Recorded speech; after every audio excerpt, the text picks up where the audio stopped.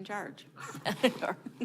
Okay, I'm going to call the meeting of the CIP committee to order. Today is Monday, November 27th, 2023. Addison, can you take roll, please? Carberry Montgomery, Here. Leinhardt, Here. Nicholas, Here. Pat Bodie is absent, Butler, Here.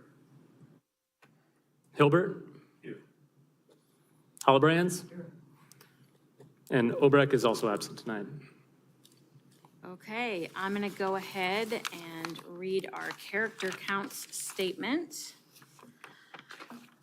Urbandale is a national leader in character counts, endeavoring at all times to promote and model the principles of trustworthiness, respect, responsibility, fairness, caring, and citizenship.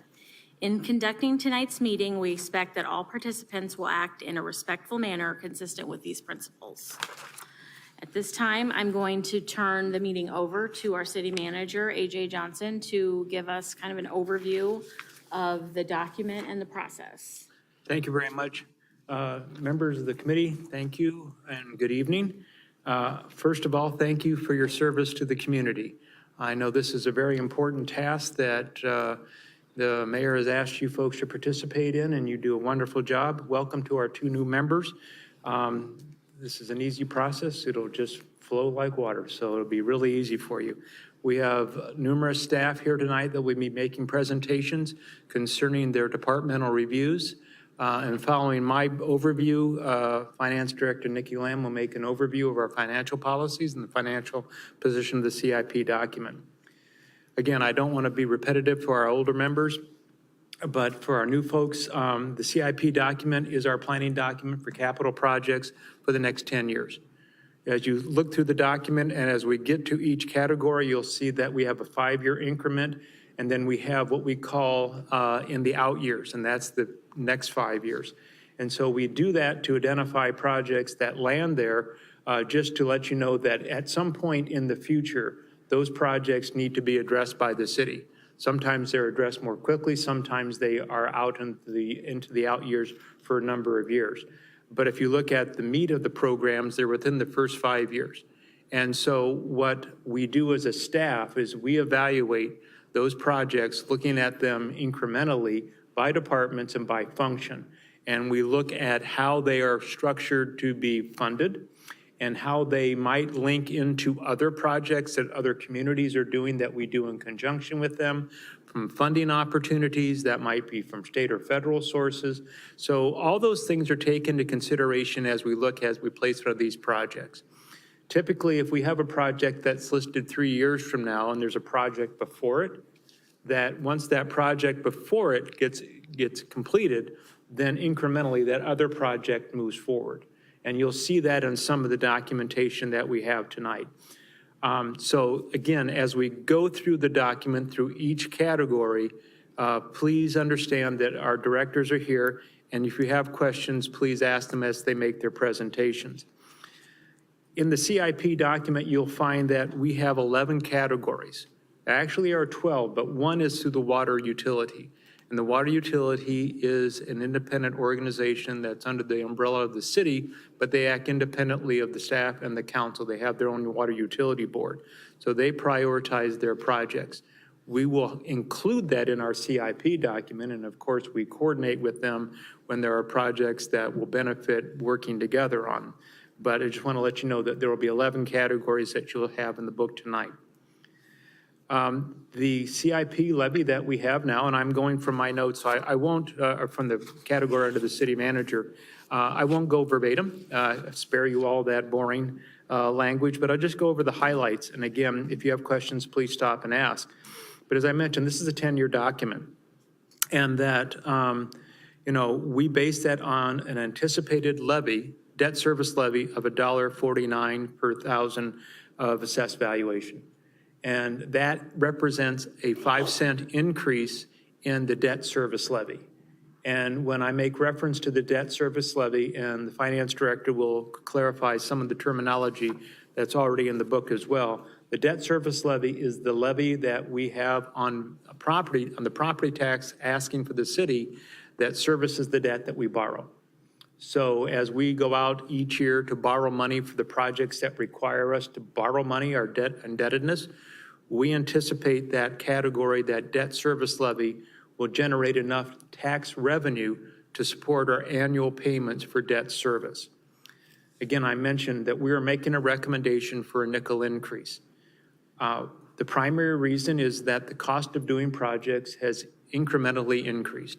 There's no question about it. Over the last several years, all of us as consumers and also as a city and any organization has seen price increases in a variety of commodities.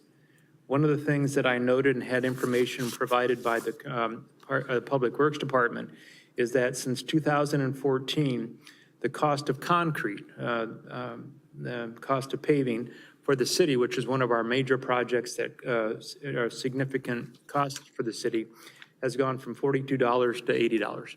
So we've seen a doubling of pricing for that. And so when we look at our very large projects, they consume a lot of our debt service. We have particular projects, for example, the improvements along Allison Road or 170th. That was a 2-year project, and the prices for that were significantly higher than our estimates because the contractor had to determine how they were going to cover their costs for material, for labor, for fuel, et cetera, over a 2-year construction period. So those are the factors that we have to look at when we make estimates about where we're going to make a recommendation for our debt service levy and the estimate for costing for projects. It's not an exact science. Our engineering department does a very good job looking at current trends within the construction field, but there are times that we are surprised by the price of the bids that we receive.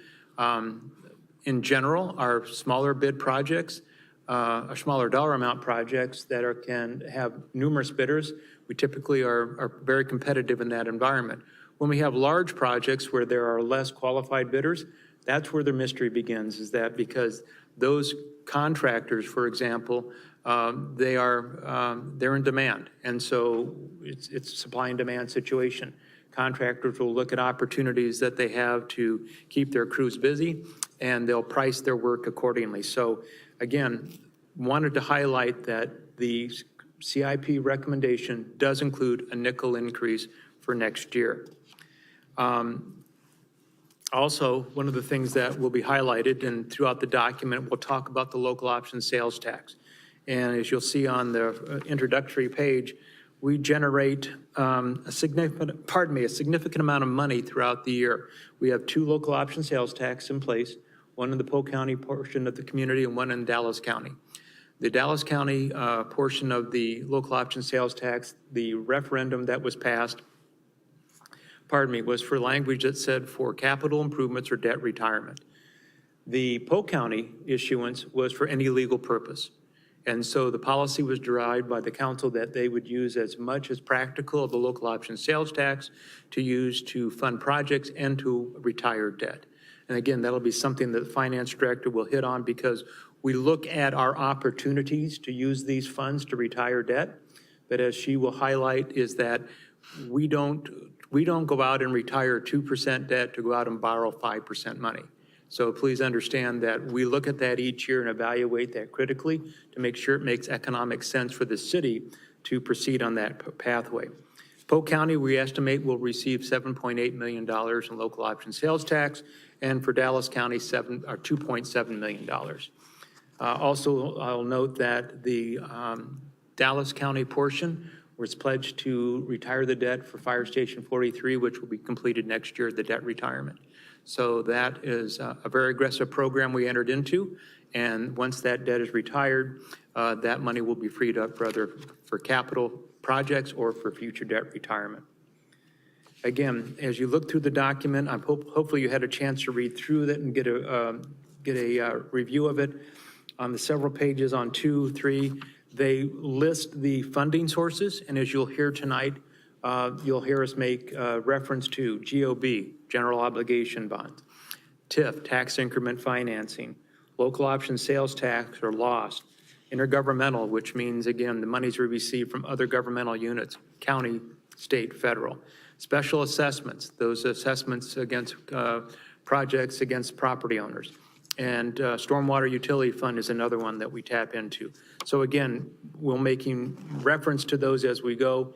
Each one of the sheets that you have will have an indicator of what the funding source is by singular or a combination thereof. We do have three we have three projects that will require a bond vote, a bond referendum. The state law changed as of the 23 legislative session that said that you can only go out for a bond referendum once a year. Previous to that, you had 4 dates that a city could choose from, depending upon the sequence of when they wanted to go out. That changed. So any bond referendum now is required to be can only be held at the second Tuesday after the first Monday of November, which is essentially every November election that we have. And so a bond referendum requires a 60% approval rating by the public. And so 59% doesn't make it. So 60% or greater is required to pass a bond referendum. And you'll see those projects, and they'll be described in the building section of the document itself. Typically, we put those in the out years because there's a lot of different moving parts that have to be determined prior to that going to a referendum. The numbers that you'll see here are the best estimates that we've derived either through our experience or through in the police department's particular situation. We had an outside consultant working with the police department to determine their space needs and making some cost estimates. Again, those always appear in the out years until a determination is made at what point in time to take it forward for election. Again, but I did want to note that instead of the 4 different times that we used to have that the council could make a decision, they are now restricted by state statute to 1 vote a year on that. The categories, as we'll go through, and they'll be introduced by the chairperson. We have respective we have respective department heads that are here that will address the particular issue that's in there, that answer your questions. One of the rules that we have in the CIP committee that after you're done tonight, we'll go to the council for their review as well. But one of the things to keep in mind is that if you wish as a committee to move something around, to accelerate a program, to add something, to delete something, deleting is not as much of a difficulty as adding is. This is a very balanced document within the revenue estimates that we've made at this point in time. So if you want to add $1 million project, you have to find $1 million to take out of the document itself from your recommendation. So just please remember that. Again, I'd be happy to answer any questions. I won't go through all of the programs that we have here. I'm assuming that you've read through them, and we'll have an opportunity to read through them as we go through. So with that, I'd be happy to answer any questions. Trying to do my best to expedite this because we have the meeting tonight, which the purpose is to have the document reviewed by you folks. Any questions for AJ? To be recorded, you're going to want to make sure your mic's on, the green light. So it sounded like everybody was on during the roll call, but please make sure you have your mic on when you make any comments. One more real quick comment, Madam Chairman. One of the things that is in your packet is the listing of new projects and the listings of completed projects. That is under right before the first tab. It's right behind the capital improvement main page, right before the city manager transmittal letter. And so if you look at that, I will make reference as we go, just so in the past we've noted on the project itself, if it's new, we've just accumulated them all here.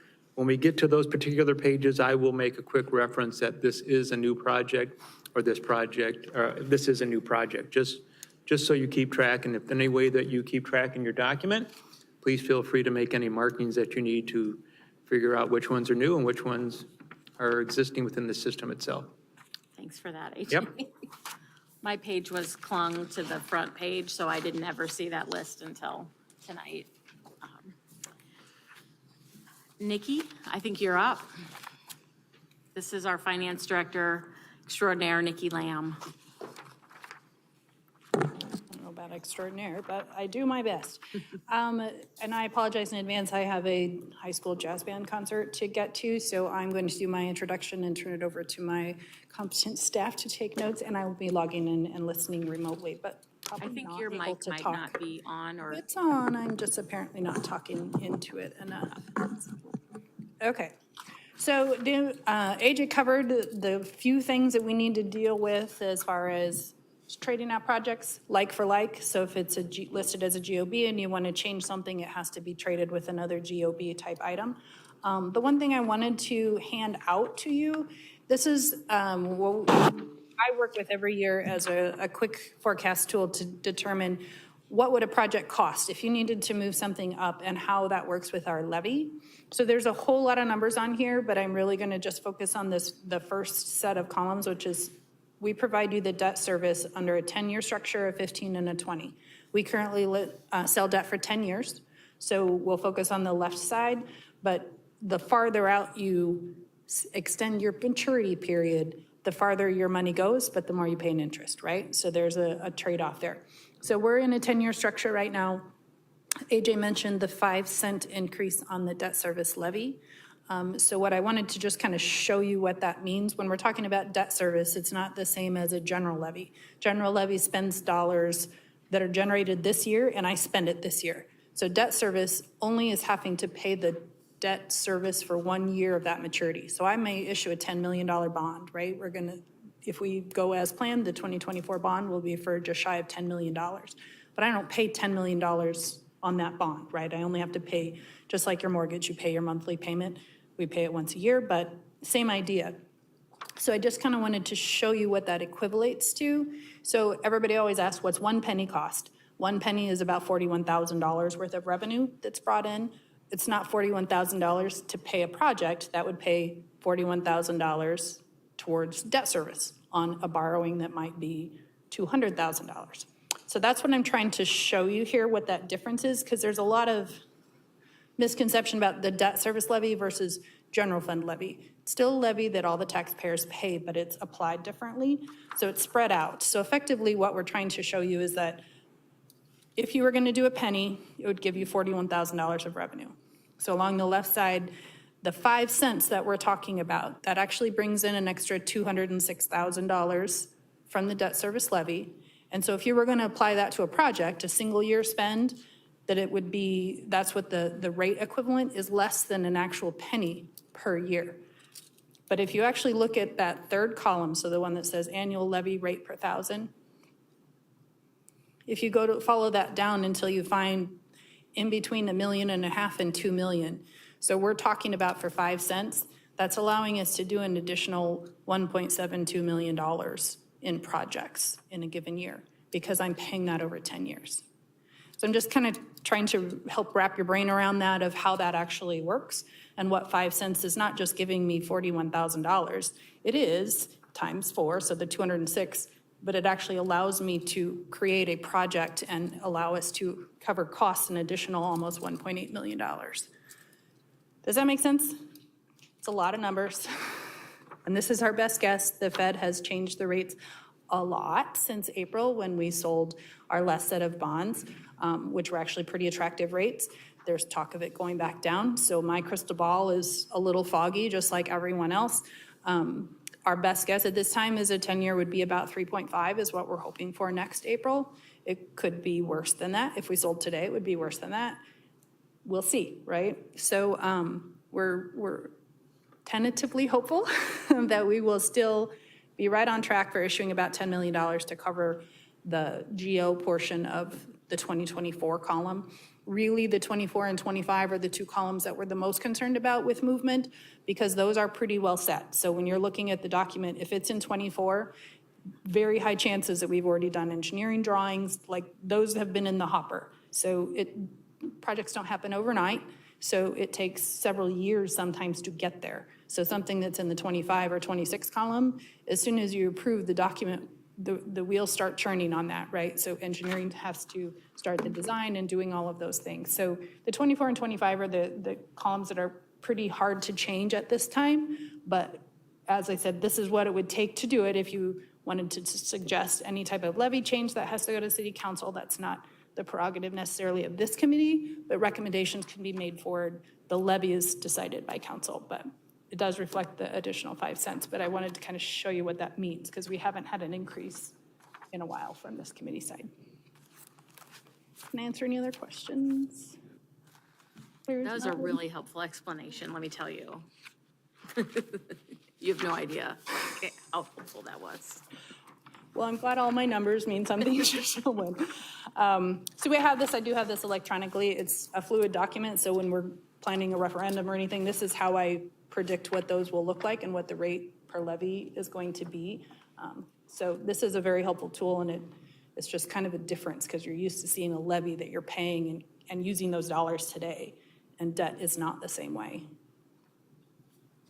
That's all I really wanted to cover. AJ kind of hit on all of the main topics, and I know you have a lot to get through. So if you don't have any further questions, I will leave you to it, and excuse me for leaving. Enjoy. Thank you, Nikki, for your explanations. AJ? One more comment, and I just thought of this as we went through, as this is a capital document. Please understand that operational issues are separate from this document. So I'll use an example that we've had in the past, that the CIP committee has made some suggestions about trail maintenance. That is certainly something that will pass along to the council, but operationally, the council makes those final decisions. The capital projects are coming from this committee, a recommendation to the council. So these are the brick and mortar type of things. Operationally, how many people we have plowing snow, or how many playgrounds we build, or those type of things. Again, capital items within the preview of this document, operational issues are excluded, and they will be determined by the council as we prepare for our upcoming budget discussions. So I just wanted to give a little clarification to that point. Thank you. We will go ahead and get started with the art section. Is that the fun stuff you were referring to, Scott? It's still darn fun. Yes, it is.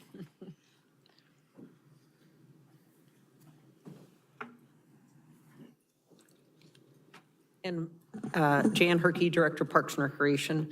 And before I get started with this, certainly finance gets the gold star for everything, but I want to acknowledge John and Kristen and his staff, especially Louise Jennings and Ryan Noah, who did this presentation. It's phenomenal. It makes it super easy for staff, so kudos to them. So public art, we have been, the first public art was purchased in 2009. We have a public art committee that each year we meet and have a strategic plan for the next 12 to 18 months. So we continue to follow that. Any recommendations for purchase of art or commissioning art goes through public art committee and then on to Park and Rec Commission and City Council for approval. The one change this year that we're recommending, previously finance and the crew needed to establish the funding was based on 1% of the bonded debt issue related to capital projects, park, city facilities, main arterials.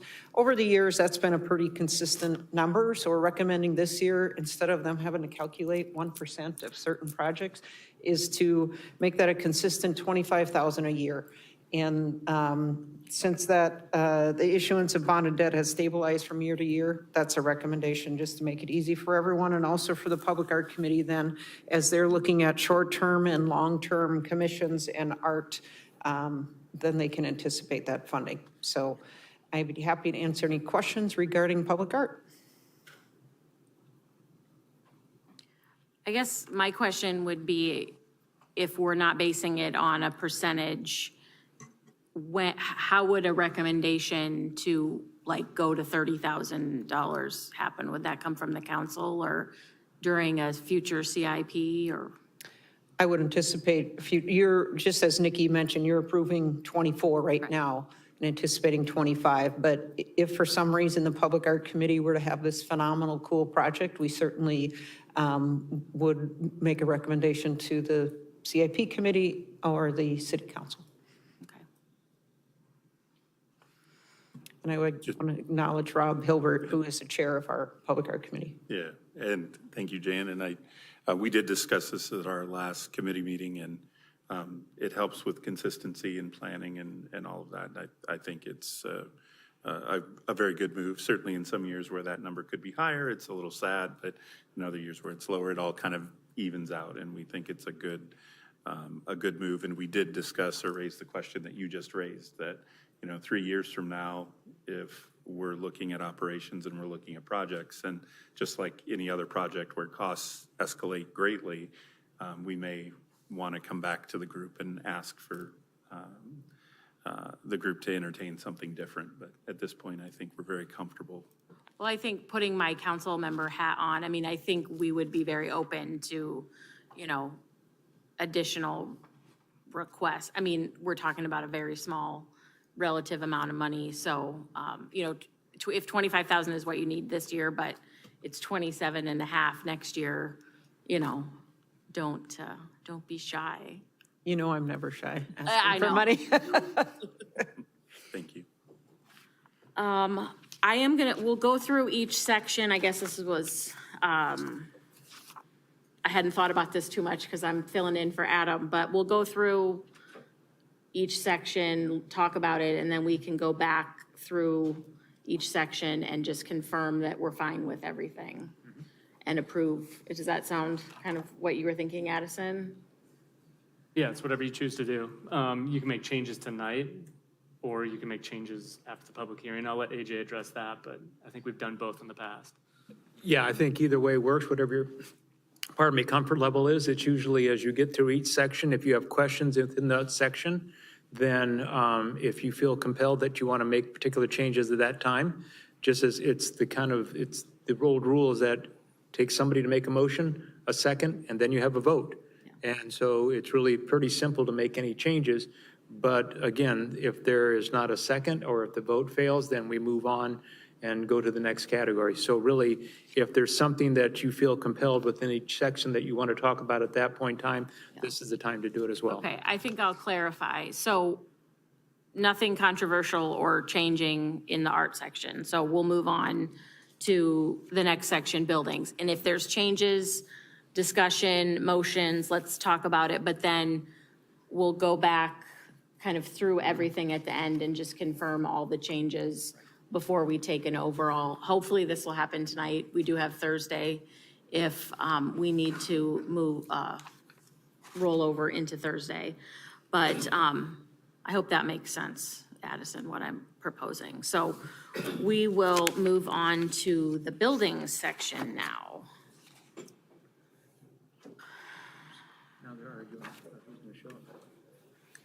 Is there multiple parties? There'll be multiple people. So good evening, I'm John Larson. I'm the Director of Engineering and Public Works.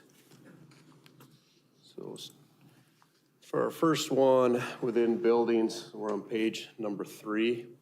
This is basically modifications to the building we're in. You probably noticed as you came in, they're remodeling the parks area to be financed, and they'll be reworking this building along with over on the engineering side. So that's something that's currently under contract and in the works right now.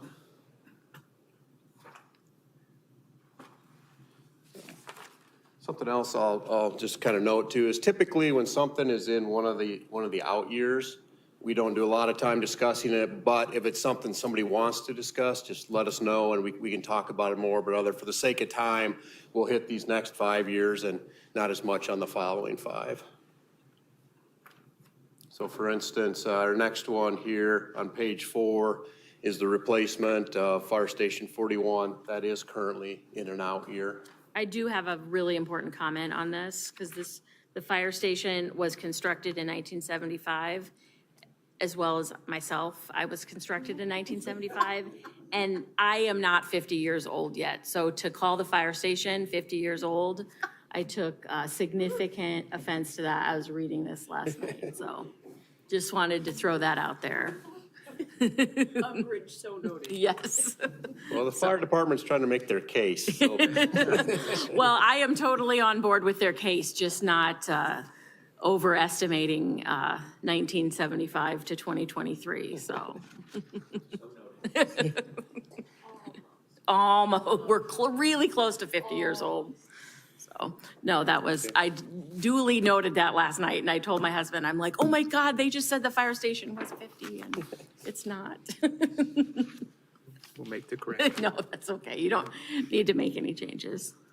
Okay. And on page 5 is another one that's an out Wait a here. minute, wait a minute. Oops, sorry. This, Yep, Fire Station 41, yep. I got the same attitude this year that I did last. I don't see relocating the fire station. Fire Station 41, as far as I'm concerned, is an excellent location, and I would be very supportive of expansion, or remodeling, or whatever we can buy. The properties around it aren't that valuable, and I just don't see this. I'm against it, just like it was last year. I'm very supportive of public safety, but I can't back this at all. Just, I guess my position on this is old news, but I haven't changed my mind a bit, the way it was before.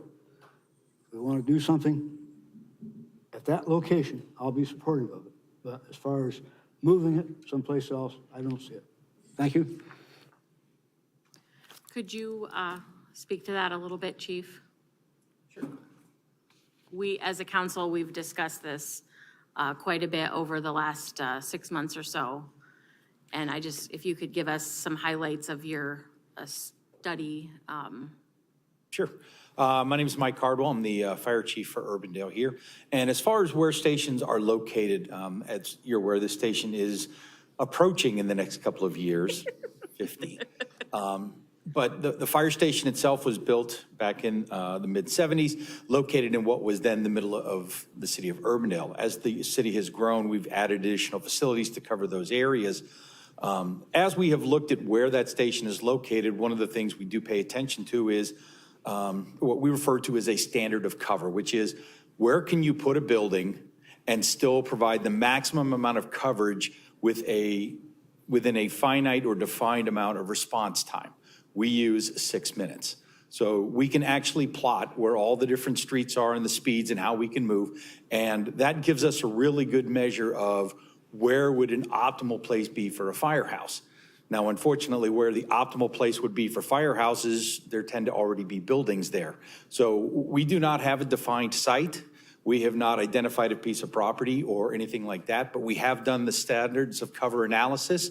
We have that information available. We've also done space analysis that says, if we build a new fire station, then how big does it need to be? How much area are we going to need? How many acres? So we have all of that information prepared so that when there is an opportunity or we identify a specific place, or even if we make the decision, as recommended by the city council and this committee, to rebuild on this site, if that was something that we were directed to do, we could provide all of that information to you so that you can make the best decision about where to actually build the fire station. Thank you, Chief. Does anyone have any questions for him related to this? Chief, Yes, sir. how many more square feet do you need in that building? We've estimated that a station which has an ambulance and an engine operating on it needs about 9,000 to 10,000 square feet at minimum. How many square feet are in that building now? Right now, there's about 6,000. Okay, and you're thinking what? And Please? You're thinking what, a total of 10,000 or 10,000 more? No, 9,000 to 10,000 square feet is the minimum space that we would need. The building as it sits was never really designed to be a staffed fire station. And that's the biggest issue that it just have is it's not ADA compatible. It doesn't have adequate crew quarters and the training, the storage that our other stations do have. And that's based on, experts, the architectural firms that have worked with us in the past. They've said this is the kind of space you can do it. There are a lot of options when it comes to building a firehouse. You can build up. You can 2 stories, 3 stories. They all just come at cost. So there are cities that face much more challenging decisions about how to get fire stations into spaces. And we would obviously consider those based on where this group and then ultimately the council said this is where we want to put the station.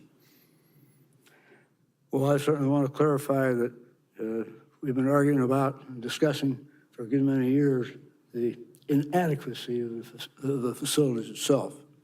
And I don't have any problem, again, with considerable reworking on that site. But where I really get heartburn is moving it from that site. Thank you. The reason the building is in the plan to begin with is we've done when they did a structural study of all the city facilities, they identified that the building would need approximately $400,000, and this was 2 years ago, $400,000 of work to just bring it up to bare bones minimum. And that was still not solving the more significant problems that we had with it. So that's the reason it's on this CIP list, but again, it's unprogrammed, waiting for future decisions, so. Well, I can tell you that it's definitely something that the council thinks about, and it is a priority for the council. But as AJ said, because it would require a bond referendum, he has put it in an out year. Again, placing all the future, anything that requires a bond referendum is in the out year, as the chief alluded to, until that decision is made. One of the things I would also add, and I know that the chief is well aware of this, is that we have a closest unit response agreement with the city of Clive. And so the placement of or renovation of the existing fire station certainly will be taking that in consideration because the placement that they have their facility on Hickman certainly plays into our response time within that 6-minute window that the chief has made reference to. So there are a number of factors. We believe our agreement with the city of Clive has longevity to it. It's a great partnership, but again, prior to any long-term commitment financially by the city, and we'd want to make sure that that agreement is up to date and gives us that protection that we want. Thank you, Chief Cardwell.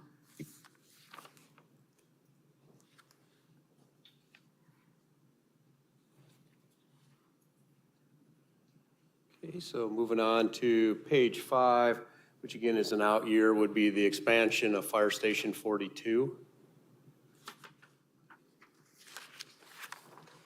Our next one is on page 6.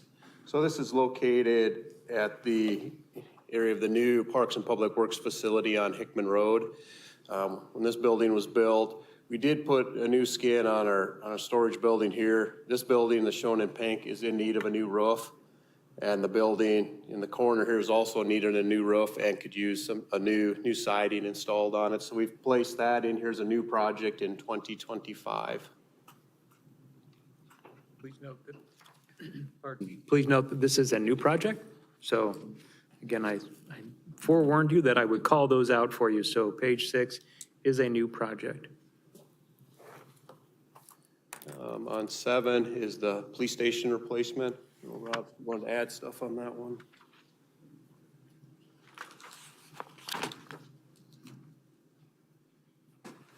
I'm going to load you up with some paper before I begin. Get the speak analysis that was completed by OPM for us on our project.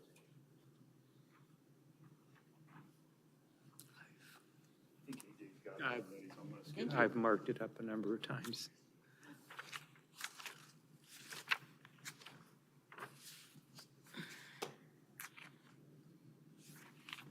Good evening, everyone. I'm Chief Johansson of the Police Department. Just want to talk real quick about this project. I think there's a link to, I hope, to a PowerPoint that I put together real quick just to go over a few things. There it is.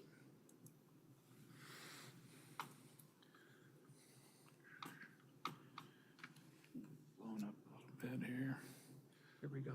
Just talk about this building project real quick. Our current facility was the original police department building was built in 1981. There was an addition to that and a renovation of the old building in 2009. Currently, we are at 23,824 square feet, 2,687 square feet of covered parking where we park some of our fleet, our patrol vehicles mainly. Since that addition was put on in 2009, we have added 14 sworn, 5 administrative staff, and then we also house 4 non-department staff that don't currently work for the police department, but work for other departments or other entities. When we built that addition in 2009, we filled it the day we opened it. So just keep that in mind when you're talking about adding all those extra personnel there, that we've been kind of filling the place up beyond capacity since that date. Currently, we are at 69 full-time staff. We have 10 volunteer reserve police officers, and again, that 4 non-department staff that we house. Our projected growth over the next 10 years is approximately 1 officer per year that we will be adding, or we will project that we need to add to keep up with the growth of the city. The study that I just handed you from OPN determined that the current facility is not feasible to expand to meet our needs. The big needs that we have right now are we are completely out of locker rooms on the men's side. There are a few female locker rooms available still. We are out of office space. We are tripling up in some of our offices. Our fleet parking is overflowing out of the covered parking area that we have, and our employee parking is much smaller than we need right now for the number of employees that we have. And storage, we're really hurting on storage space for just a variety of things, whether it be tactical gear or community relations items. Just don't have anywhere to put anything anymore. Our new facility that we're investigating here would be a modern police facility. The big thing that we gain out of that is locker rooms, modern and sufficient size and number of lockers to handle the number of people that we have. Our property evidence and crime lab are in need of expansion and modernization. We do not currently have any soft interview rooms to interview families, children, things like that. We don't have a mother's or wellness room that they call that. We use a closet, a converted closet at this time. Our exercise area, we don't have one. And we do not have a defensive tactics room available to us right now.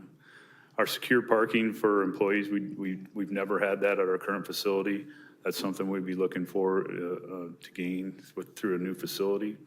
And then also secured covered parking for our fleet.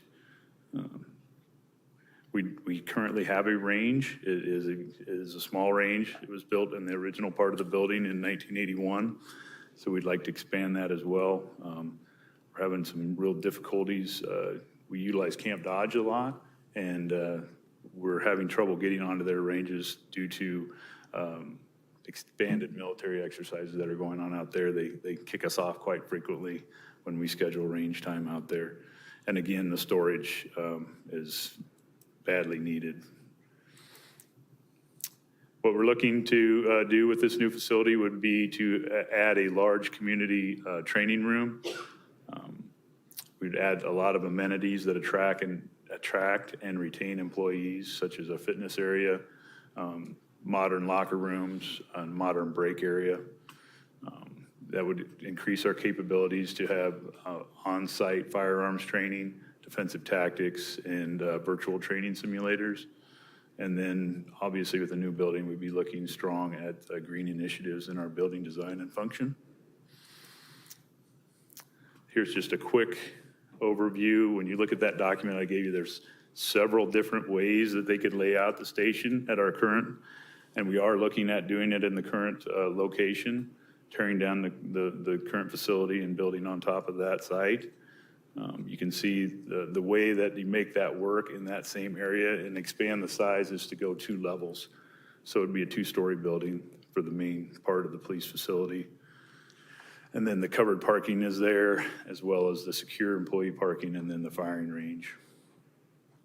That. And again, that's in your packet. There's a bunch of different ones in there, actually. So the new facility that OPN has estimated that we need is 74,000 plus square feet. The estimated cost is $47,408,000. There's also an alternate on there to add solar array to the building. This was all estimated for a build in 2025. If it's pushed out beyond that, OPN estimates the cost will increase 5% each year. So I did a quick cost estimate on that based on the current place that it has in the CIP document, and that increases the cost to $54 million. On top of that, there would be a cost for us to rent a facility if we moved out of our current facility while they tore it down and started construction. So there's another $1 to $1.5 million cost for rental, which was shocking to me. And that's all I had on it, real quick, just to give you a little more detail on that. Be happy to answer any questions. Yeah, I've got something for you, Chief. First of all, I want to make very clear to the chief, both chiefs and to everybody in the room, I'm a very strong supporter of public safety, police and fire. And once again, like last year, I got heartburn over this project.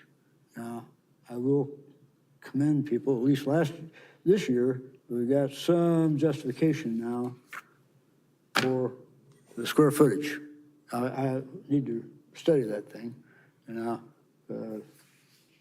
can you tell me, right off the top of your head, how much you're talking 70,000 square feet. Now, how much of that is covered parking? Do you happen to know that? I'm sorry, could you repeat the question? I couldn't hear you, John, for sure. Do you know how much of this proposed 70,000 square foot building is enclosed parking? I think it was 16,000 square feet.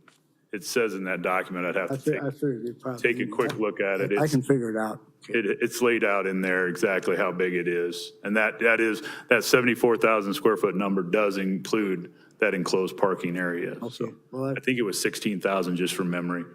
Well, I guess some things about this that still bother me. I'm just repeating what I said last year. Not too long ago, we spent a lot of money on heat pump. We re-roofed the place, and we've repaired some flood damage over there. So I guess one question that comes to my mind, if we were going to go new, do we want to build on that site? It seems to me we've had flooding problems in the past. It'll rain again. We'll have flooding again. Yeah, we can build a site up, build a higher pad or whatever. That's one thing you can do. Another thing I'm just going to throw out here, whatever it's worth, it's probably nothing. If you want to move Fire Station 41, and this may not be the best site for a police station, maybe we need a unified structure someplace. I'm just tossing that out. I've got to look at these numbers, but I'm a little bothered. But at least I will say you got in here at least some justification now for the numbers you came up with last year, which really bothered me. But anyway. Well, Yeah, and unfortunately, that number just got bigger when they did the investigation. So I believe I threw 37 million at you last year, so it's went up 10.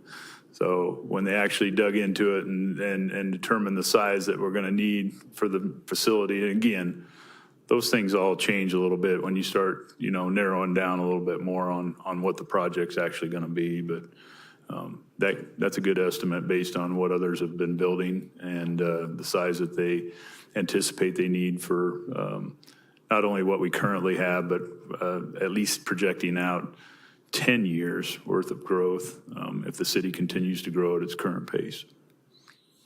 If I may, John, one of the things that I know the discussion I've had with both chiefs on when you mention a unified building is that the advantage we have with the police station being on campus now is it's recognizable on campus. And one of the things Chief and I have talked about is the desire to try to keep it here on campus because of the collection of the other city buildings and the community's knowledge that the police department's here. Looking at a combined building, you'd have to be able to incorporate the response capabilities within the fire department as well.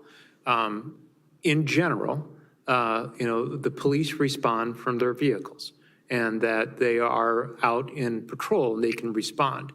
Fire departments respond from a structure. So there's that delicate balance that you'd want to look at.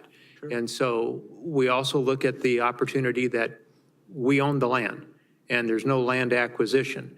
And again, the sensitivity of the location of a fire department is probably more sensitive than a police department as far as their response time from a static location. So those things have been part of our conversations. But again, we wanted to look at this existing site because of the community's recognition of where it's at, how it's located, the proximity to other city buildings. We certainly appreciate the geographic challenges of the site itself. As you mentioned, we experienced the flooding of 2018, where we had significant damage to the building. We addressed that with some significant stormwater improvements on the site. The city owns all the land behind the water utility building, but the geographic challenges are significant there. So I think when the chief and I talked about him moving forward with this project, it was the challenges, can they make it work on this site? And they can. It is building while you're still occupying or building as you relocate. There are certainly challenges, there's no question about it. But again, we felt that this was an important place for us to be. Yeah, and OPN did look at that corner up north of the water department and incorporating that or building there, and they didn't really like it that much. So, and that's over my head as far as, how the land lays and how you can build stuff on that. That gets beyond what I'm capable of determining, but it's not set in stone that the police department has to be built over its current site either. I mean, this is, showing the project cost. We could certainly go out and look for another site and build it somewhere else as well. But at this particular site, there's absolutely no way we could do a unified building with fire because we are squeezing the police department in on the current footprint and going up to that second level with the building. So adding the fire station on top of that would just not be feasible for that location. Well, first of all, I agree with the city manager's comments here. And we could, that ground there, we can get ourselves up out of it. If we spend enough money, we can get ourselves up above floodwater. We can get that pad, we can build a high enough pad, it'll never flood. Okay? That's one thing that can be done there, so you can do that. Just looking at the picture there, you could even put your fire station on that same site. There's enough area there. Again, you'll have to spend a lot of money building a pad, move enough dirt, you can build it up. Okay? I just think we need to kind of think about some of the stuff just a little bit. John, I really appreciate your comments and your thoughtfulness over the entire time I've been on this committee, and now being on the city council. My first thought was let's co-locate them. That seems to make so much more sense. But I guarantee you that it's been well thought out. Never say never, but it is something that I do not think that it can is feasible. The areas of coverage for the fire department are so critical, and we're really close to the Clive Station here at City Hall, just up at 86th and Hickman. And so, that might not make having overlapping coverage is something that, we want to consider, trying to move away from that. So, this amount of money is a lot of money and a lot of money to ask our voters to approve. But, I am looking forward to really, digging in and figuring out when the right time to do this is. Because like you said, every year that we wait is, It's going to end at about $7 million. is to the more project to wait. expensive. So I think we have to find the sweet spot of when to do that. And, the legislature has, again, made things more difficult for us by only allowing us to have the referendums in November. So does anyone else have any comments? I do have a comment real quick. You had mentioned at the start of your presentation that the expanding on the current building was kind of scrapped to go ahead with new. Have both paths kind of been pursued, and what was stopping expansion of the existing station? The building needs to be tripled in size, and they just didn't think that they could do that with the current way it's laid out. And then they need to go up to be able to accommodate the size, and that building, you can't build on top of it. It's not feasible to build a second level on top of what we currently have. And then the age of the building, I think, was also a factor of the original part of the building being built in 81, so. The land that's directly to the west, I'm guessing that is not accessible to You can build. go a little bit to the west there. You see some of those trees there. You can go a little bit to the west, but then it's floodplain down in that soccer field. So you can only go so far.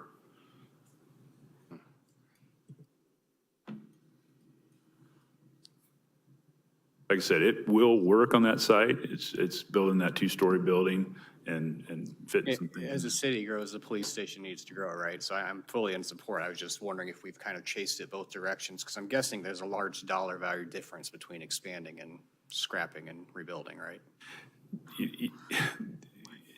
I'm at, you know, I don't know if that location, I'm not convinced 100% that's our best location. I like it. I love being on city campus for all those benefits. But then the other thing about moving out of that building for 2 years, I mean, that is a huge undertaking to move an entire police department to another building and make that feasible for property evidence, a lot of different things that we have to do security-wise for 2 years, and then the cost as well.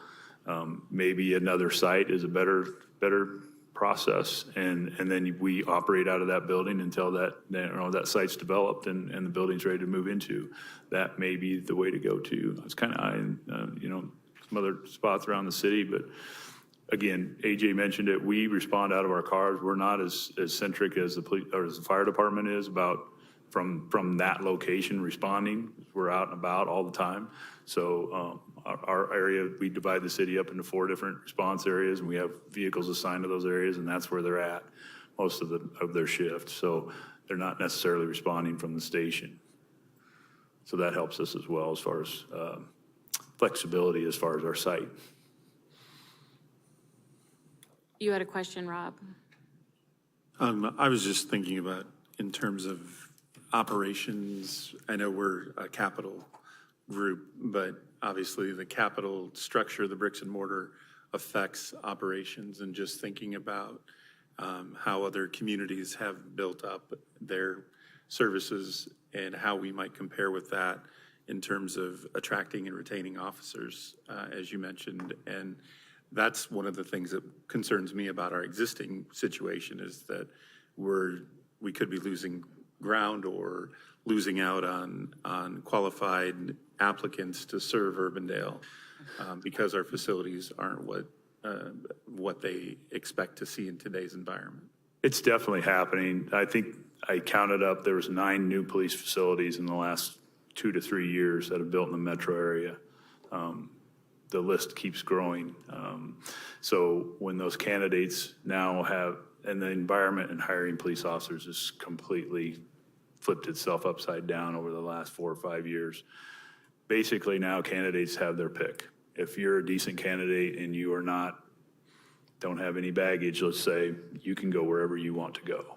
And so amenities and work facilities are definitely things that they look at when they come to our place as compared to maybe going to one of those other 9 places that have built new facilities. So it is a factor. Any other questions, comments related to this item? Okay, and we'll move on Thank you. to the next page, 8.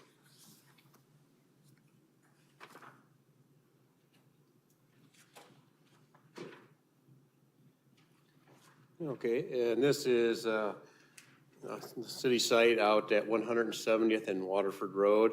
So recently, we built a maintenance building out here. We recently just finished the salt storage building, and proposed in the 2025 timeframe would be to pave the area next to the salt building closer to, and then over towards 170th for material storage and just for movement around to get to that material storage. So it's kind of a parking lot with concrete storage.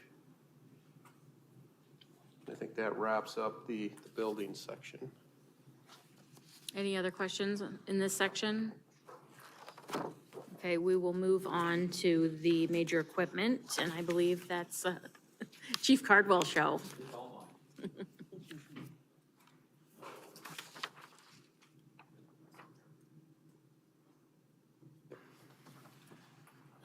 Okay, good evening again. Pretty much everything in the major equipment is, these are the pieces of equipment that we buy periodically that cost a fair amount of money, and that's why we bring them up. But they are actually fairly programmed out in terms of when we go with these things and when we make them. The first one that we have on here is actually already in progress, and that's the ladder truck replacement. That truck actually is scheduled for delivery hopefully in October of next year. Like everything else, we're dealing with supply chain issues. But right now, we're looking at 3-year deliveries as far as some of these trucks go. So this one has already been ordered. And Just scroll down. thank you. So that first one that's listed there is, like I said, it's already been ordered. We're looking for delivery. And you'll note the price on that one is about $1.3 million. The next one that we're looking at that we have in here, again, we currently do have 2 ladder trucks. Both of them are reaching the end of their service life. Ladder trucks last about 20 years.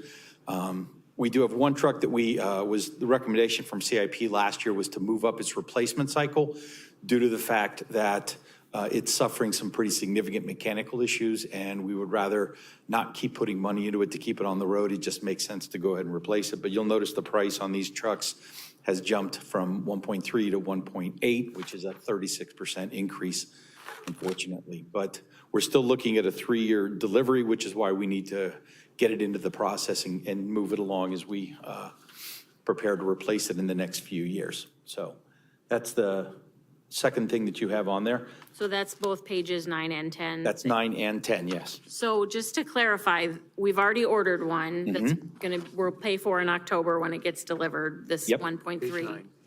And then the one that we moved up last year is already up, looking at 1.8? Okay, that's a lot. It is. Yes, you're on, turn your mic on, please. When is the price set? Is it set at the time of order? Yes. So if we were able to order it sooner, we would potentially save money? Theoretically, yes. Maybe we could look at a order price right now, AJ, or I don't know, I don't even know if that's the right question to ask. So when we buy a piece of fire apparatus, the city's policy on this or practice has been 50% down. So if we're buying $1.8 million worth of fire truck, we put $900,000 down. So we do have to take that into account as well. So This is a GOB purchase, as Chief mentioned. We issue debt because it typically matches the length of service versus the time that we retire our debt. As Nikki mentioned earlier, we issue 10-year debt. We typically do not buy items that do not have at least the useful life of the time period in which we're paying for it. And so for this, if there was a consideration, and these are somewhat unique situations because of the significant price increases that we have seen for these type of apparatus, is that you would then, if I understood the possible question was, if you went ahead and put half down now at 50%, that would mean that you would have to move 900,000 into the 24-year, and you'd have to find, with our balance that we have, a 900,000 to jettison. Is it that it's our policy to put 50% down, or is it a requirement of the company from which we're ordering?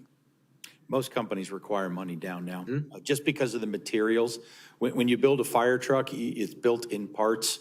So they will actually order all the materials ahead of time, and you have to prepay for those materials. Do they require 50%? There are various purchasing options. However, to get the best price, the 50% down is the one that is the most efficient for cities, yeah. Okay. So is the 1.8, if we were to put it in the 2024, the 50% down, is it $1.8 million right now? That's what we're Or is being that we're told. projecting? You would lock in the price at the time of purchase. So we're projecting that it would be 1.8 in 2027. It's possible, it could, if you lock in the price now, it's possible that you could get a lower price. Well, I guess I'm not proposing changing anything around at this point, but if we could get some more information about, I mean, because if we don't put it in the budget till 2027, we're not getting a replacement for 3 years after that. Or, I mean, maybe I'm not understanding this, and we've already identified this truck as being So- problematic. The way this is laid out is that this, if we actually ordered it, that's what we would do. We would order it, and it would take 3 years until it arrives. Right now, it takes 3 years to build a ladder truck, So we wouldn't get it till 2030. 2027. If you order it in 24. Right, but so, That's the fastest we can do. right, but if we wait until 2027 to order it, which is what it said, This is, 2027 is when we would take delivery of it. Are you suggesting that the 900,000 there should be two 900,000s? well, I instead don't know of one what I'm 1.8? suggesting. I think I want more information to maybe consider moving this forward, given that it takes 3 years and given that the prices are increasing significantly every single year. So, and I don't know, I don't remember if we had part of this page 9, if there did we have some of it in last year's CIP, or where did we come with the 50% down for last year for the truck that we're getting this year? So when we, Or 2 years ago. the truck that's scheduled for delivery next year, October. we already paid we paid $600,000 down on it when we ordered it, which was last year. Right. That, back then, it was 2-year delivery, and now it's 3. So we've paid them $625,000, and we'll pay the balance when the truck comes in next year. Nikki can confirm on the finance piece, but AJ, didn't we do a reimbursement resolution for? Yes. Part of that? Thank you, Addison. I was going to, is that when we look at a capital project, is that even if as Addison mentioned, the reimbursement resolution is that we'll make a purchase and then we will intend to reimburse ourselves with a future bond issue. Okay. And so we have a promissory note to ourselves essentially saying that if this is the right time, or if the council makes a decision that they want to make a purchase and it's not within the CIP or in the operational issues that happens there as well, is that then there's a reimbursement resolution, which means that essentially we are going to accelerate something we hadn't planned for, and we're going to reimburse ourselves from either a general fund balance or some other source of revenue that we have that our intention is to bond for, and we'll pay ourselves back with the bond proceeds, that portion. Well, I guess I still, and I think, Pat, if I'm reading you right, if we could get some more information on moving this up so that it costs us less. So the intent, if I understand, is to find a way, if there is a way, to accelerate a purchase to save money. To save money, and also, I mean, if we identified last year that it's not a good truck, I think that needs to be factored in if it's not actually going to be replaced for another several years. Or we get delivery in 2027. Does that, I'm missing that part? No, I understand completely. And one of the things that we didn't have we don't have a lot of information to share with you, but the chief and I have talked about some opportunities with our neighboring city of Clive and some equipment-related issues that have not been refined. They are in their infancy of discussion. So really, if those pan out the way we think they can, then this discussion would take a different twist to it. Okay. Well, if you could get some more information for us and for the CIP committee to consider for the next meeting, that would be great. To see about what a We'll see what we can do. expedited lower cost might be. Nikki wanted me to clarify that the order for that would happen 2 years prior to the number that you're seeing. That $1.8 million, the order would go in 2 years before that. Right, so it would go into That's been 2025. established, right? Yep. So we need 900,000 really in 2025. But we will pay for it completely in the 27, which, again, reimbursing to us. It's just confusing when we're saying we're supposed to take out 900,000 if we were expecting. Yes, I misspoke on that one particular. I forgot about the reimbursement resolutions, but we do those infrequently with that non-money. I got you. Thank you. Does anyone besides Pat or I have questions on these replacement ladder trucks? Yes, I do. Yeah. Chief, how bad off are we with the existing equipment? Can you still get parts? Can you fix this stuff? Yes. It is- But it's becoming, so one of our trucks, the older of our two trucks, that company went out of business. So, That's what I was getting to. so they've been, we've been, depending on what breaks, finding parts for that has become more and more problematic, but we're addressing that. The second truck, the one that is the more difficult truck right now, is the newer of the two trucks, but unfortunately, it's proven to be unreliable and problematic, as we indicated, and that's the one that we recommended that we move up. Fleet has recommended that we move up, replacing, so that we can, again, reduce those unnecessary maintenance costs. So. All right, my follow-up question then, we had this discussion about, moving the money around. Okay, just for sake of the argument here, if we had all the money hot in our hands here, can you accelerate delivery? Or you call the manufacturing as well, fine, we'll take your order, but you're still 3 years out or whatever.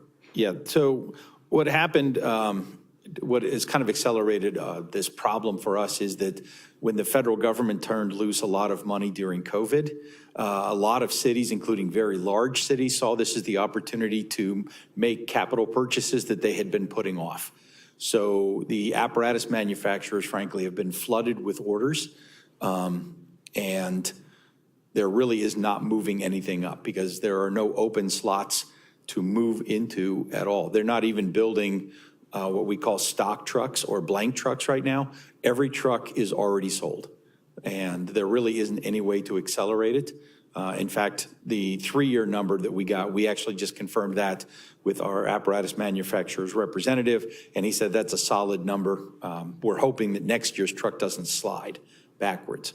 There are some departments, we know that in ambulance orders, where they had their ambulance orders simply canceled because there just is not enough production capacity for the number of orders that they've had to deal with.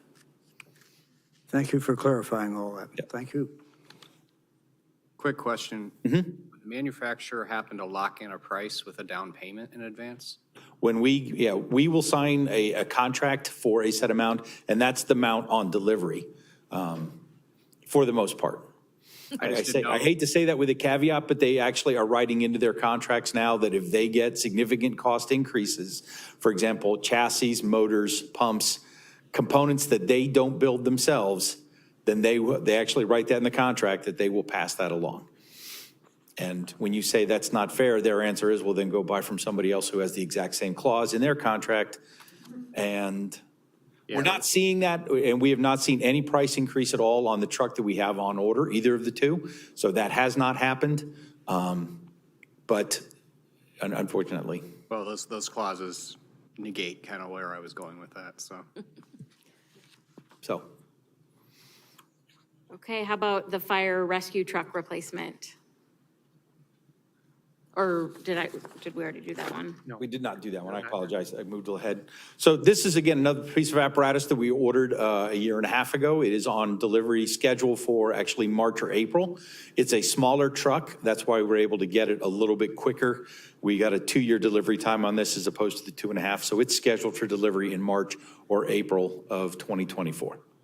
So that money's already in place for that truck. All right. So the next piece of equipment, these are our self-contained breathing apparatus.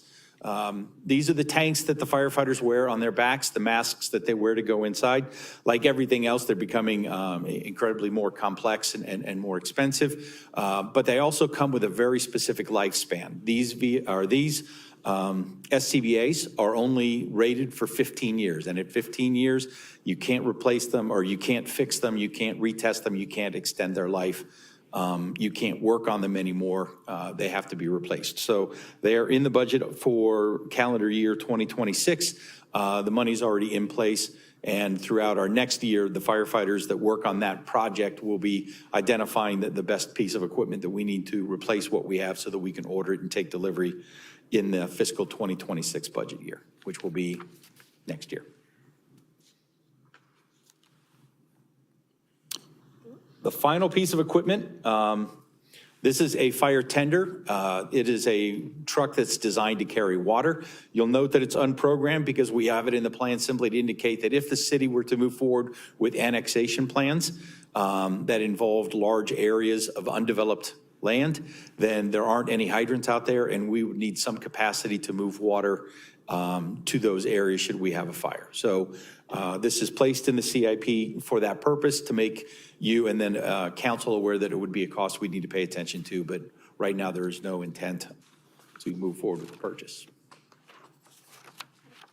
Any questions on the major purchase, or major equipment section right now? Okay, then we'll move on to technology. Thank you. Thank you, Chief.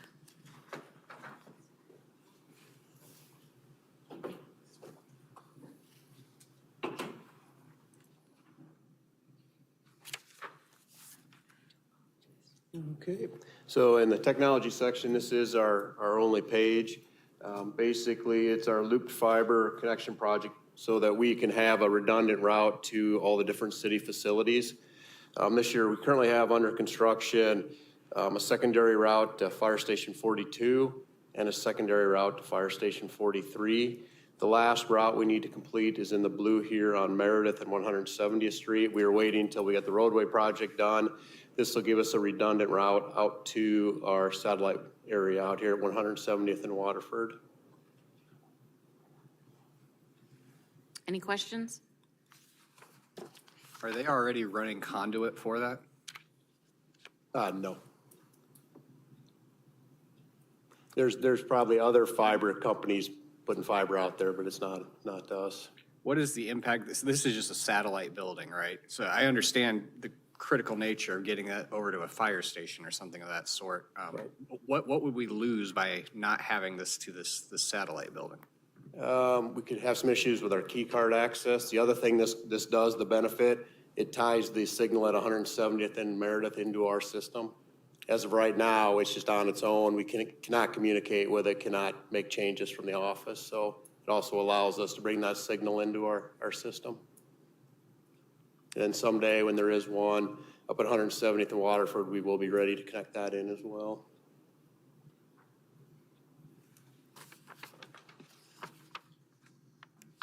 Okay, seeing no other questions, we'll move on to the parks section.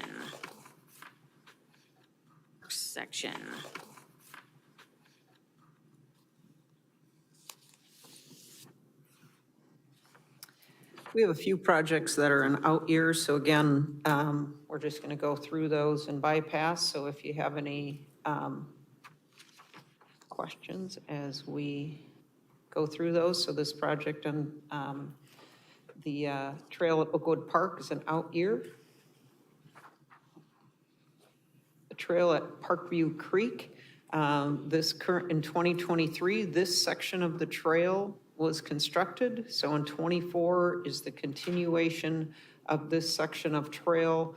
And as you'll see in the description, the final section will start at Greenbelt Drive and extend east back to Parkview Drive.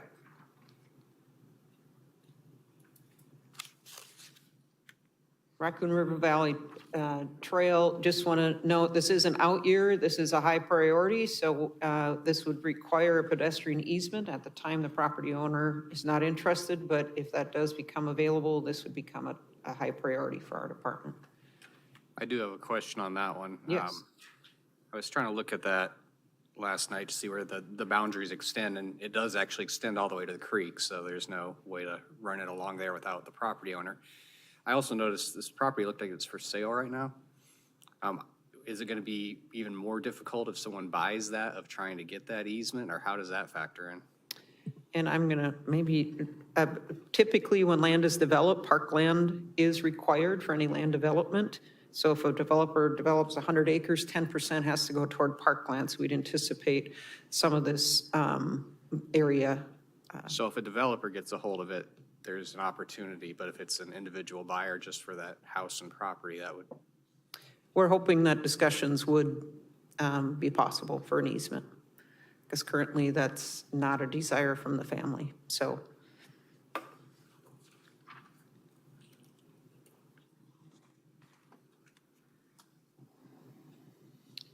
Waterford Road, this is a continuation. We have the current trail up to Waterford, so it'd be a continuation of the trail, Waterford Road to Dallas County unincorporated.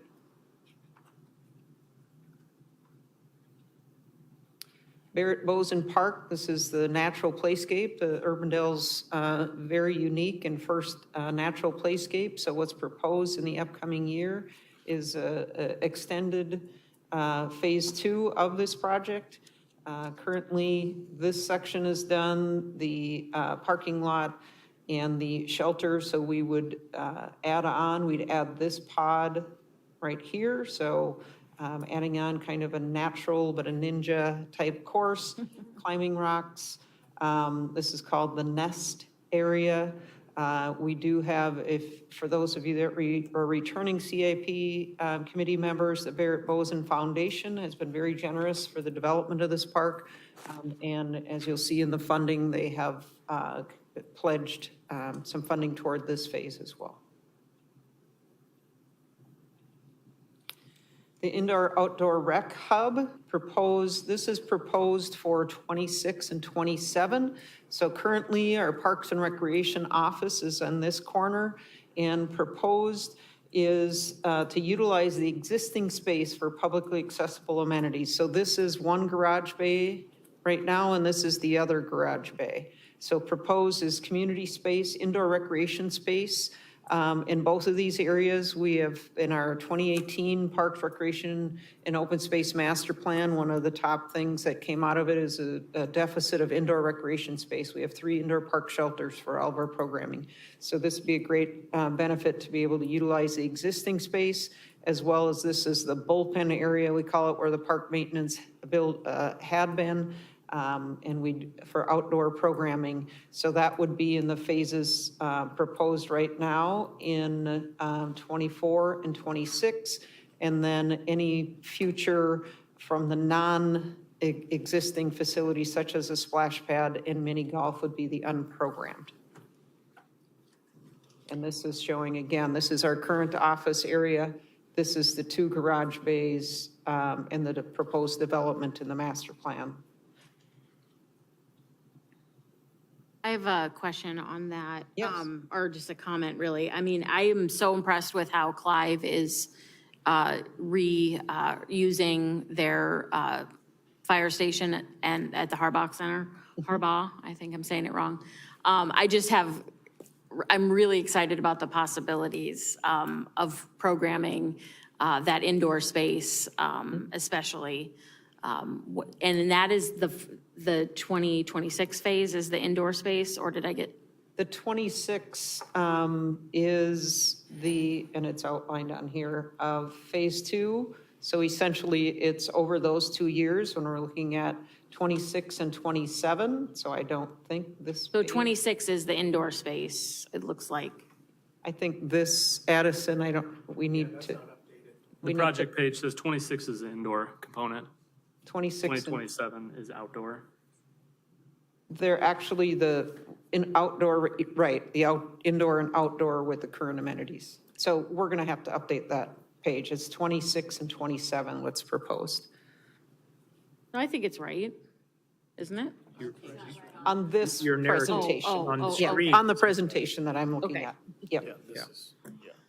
Yep, it's correct in your. Okay.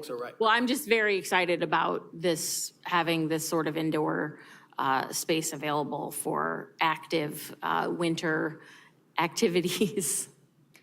Yeah, I would agree. And it's right, obviously part of the civic Center here, campus, and right on we have a DART bus stop right out front for public transportation. So needless to say, our department is very excited too. The Jacqueline Baldwin Dunlap and Arboretum, this is a park that was donated by Jacqueline and Paul Dunlap in 2012. The city has done development over the years of master plans approved in 2018. In our Parks Recreation Open Space Master Plan, one of the top priorities, what's interesting is in flushable restrooms. So we are proposing in '24 is the design and construction of a flushable restroom. This is a very popular park. And one of the benefits of this park and this project is the Dunlap family left a foundation. So 50% of any capital projects would be funded through the foundation. So that certainly helps us leverage moving forward with some of these proposed projects. I noticed this moved forward from last year's SIP for the second part of this. Was there a reason for that kind of moving forward? What was the question? So the 2025 spend was moved forward. Last year's was showing it as 2026. It moved to 2025 in this year's. I was wondering if there was a reason for that. Yeah, we had proposed the Memorial Garden to be in the upcoming year, and after discussions of the Memorial Garden and the master gardeners and our staff have, the garden that's there is serving the purpose to date, and talking with the Dunlap Foundation of what do they look at priorities as well as the different phases in the master plan, and they agreed with the use there. We have a shelter there already, so we just need the restroom. And that would increase the opportunities for usage, for schools to be using it, and the public obviously as well. Great question. Yeah, it's very generous of the foundation being involved, and it kind of throws another level of complexity to this. Yes, it sure does. Lions Park improvements this past year, we had a master plan completed for Lions Park. Currently, they're under construction is a splash pad, which is located right here. And that is anticipated to be open for summer of '24, which we're very excited about. '24, the project before you is the south east corner would be demolition of the existing tennis court, construction of 4 pickleball courts, a tennis court, 3 half basketball courts, some accessible walkways through the park, areas for outdoor games and so forth. So this corner of the park is what's proposed. This is a sketch from the master plan of what that could look like. So you have your 4 pickleball courts, a tennis court, which could also serve for 2 additional pickleball courts. If you haven't heard about pickleball, you have been hiding under a rock for a long time. Very popular. And then the following year, what we had talked about as staff met for the CIP is let's focus on finishing like Lions Park and then focus on the rec hub instead of alternating 1 year and then 1 year here is finished this one. So that's what's proposed in 2025 is the one thing that obviously is an issue at the park and will increase with the splash pad is enough parking. We're fortunate it's during the summer that the splash pad, so school will be out, but proposed is instead of parallel parking, we'd have drive-in parking here, adding a number of spots, as well as some improvements to the playground, rubberized surfacing, and again, continuing to have some walkways. In the master plan, just a side note, one of the biggest thing, especially from our senior population, is mentioning there's no accessible walkways through this park. You have to go all the way around to access the pickleball courts or all the way around. So that was one of the big features that we certainly want to integrate in these upcoming phases is a few of these accessible walkways. Just one question real quick on this. Yes. We were showing a splash pad in Lions Park, and we're also showing a splash pad at the indoor rec hub. Does it make sense to have 2 smaller ones, or would one larger one at one place or another? I mean, they're kind of close in proximity, right? Yeah, one of the, throughout the metro and with Iowa Park and Rec Association, that we're finding a trend is communities are going with more splash pads in different parks. So anticipating as we focus on that of the size of park, the size of splash pad and what amenity would fit certain parks. So not looking at, let's just do one splash pad. We're hoping, when I first started 25 years ago, is let's do a playground. And then the next trend was half basketball courts, and now it's park shelters and flushable restrooms. So as amenities change, perhaps now not the outdoor aquatic centers, but focusing more on those splash pads. So we anticipate, and you'll see in the upcoming pages here, a splash pad out west as well, as we continue to balance amenities throughout the community. Any other questions on the Lions Park? And unprogrammed would then be the next phase or the future phases for Lions Park. Jan, are we still going to have to move the ball diamond out of Lions Park? Proposed in the master plan, because the ball field is 1/4 of the Lions Park, it's a 20-year plan, and you have to look at all different options. So that could be something, if it happens 10+ years from now. I don't know what type of time frame, but school district has been involved in those discussions from the day one on the Lions Park master plan. So that is one option that is being considered in the master plan. Moving that really bothers me, or the expense. Terrible inconvenience to the school district. I talked to the same thing last year. Seems to me if the city wants to move that bad, maybe they should fund the moving and reconstruction someplace else rather than, because the way it stands now, that would not appear in the city budget, but it will certainly show up in the school board's budget. And it will certainly show up ultimately, either way, in the property taxpayers' bill. Mm-hmm. But I do think we ought to, if it's important to move it, I think it should be on the city's accounts, not the school district's accounts. And I don't know where we're going to move it to. But it's going to be a huge problem for the school district. Thanks. Mm-hmm.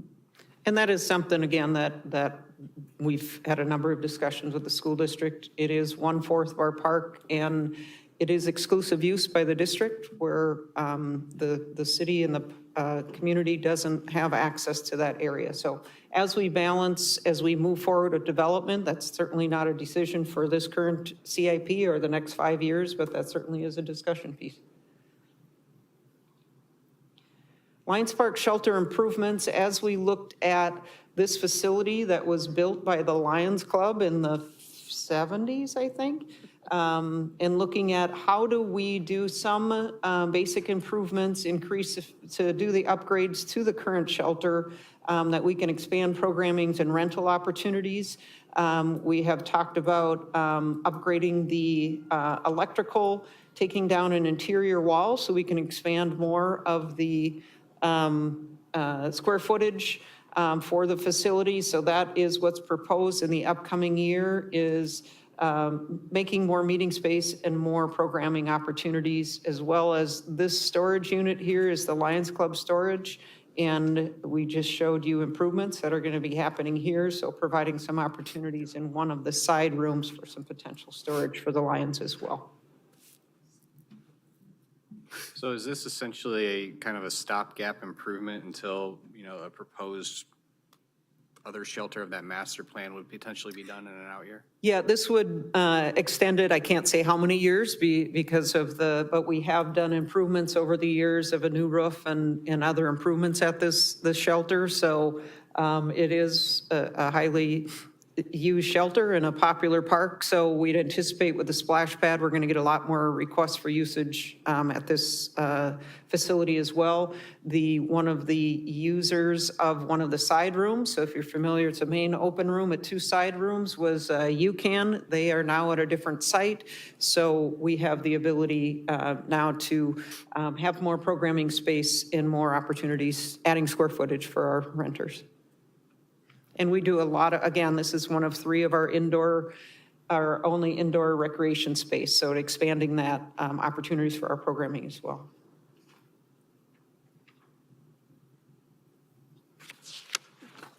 This is the Northport corridor. It's being pushed back 2 years. Essentially, this is a space next to Delta Dental. The city would need to negotiate a long-term lease. They had come to us, this development and the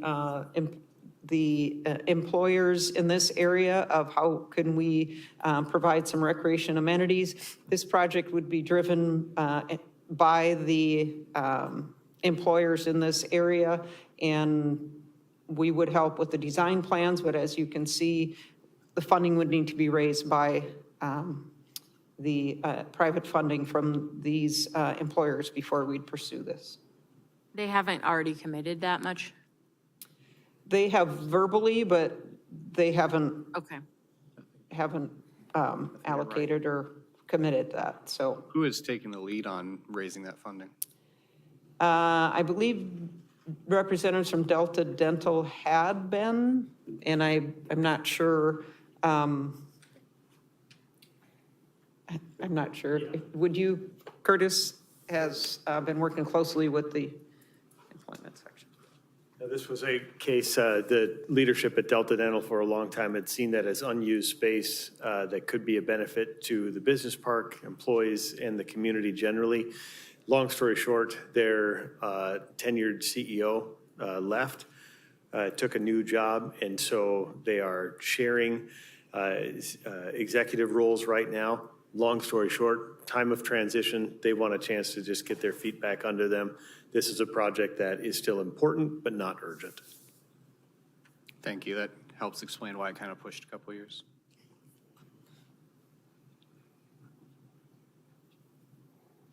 I'm going to now pass the baton to Scott Hoke, our Assistant Director, as he's been very involved with a number of these projects.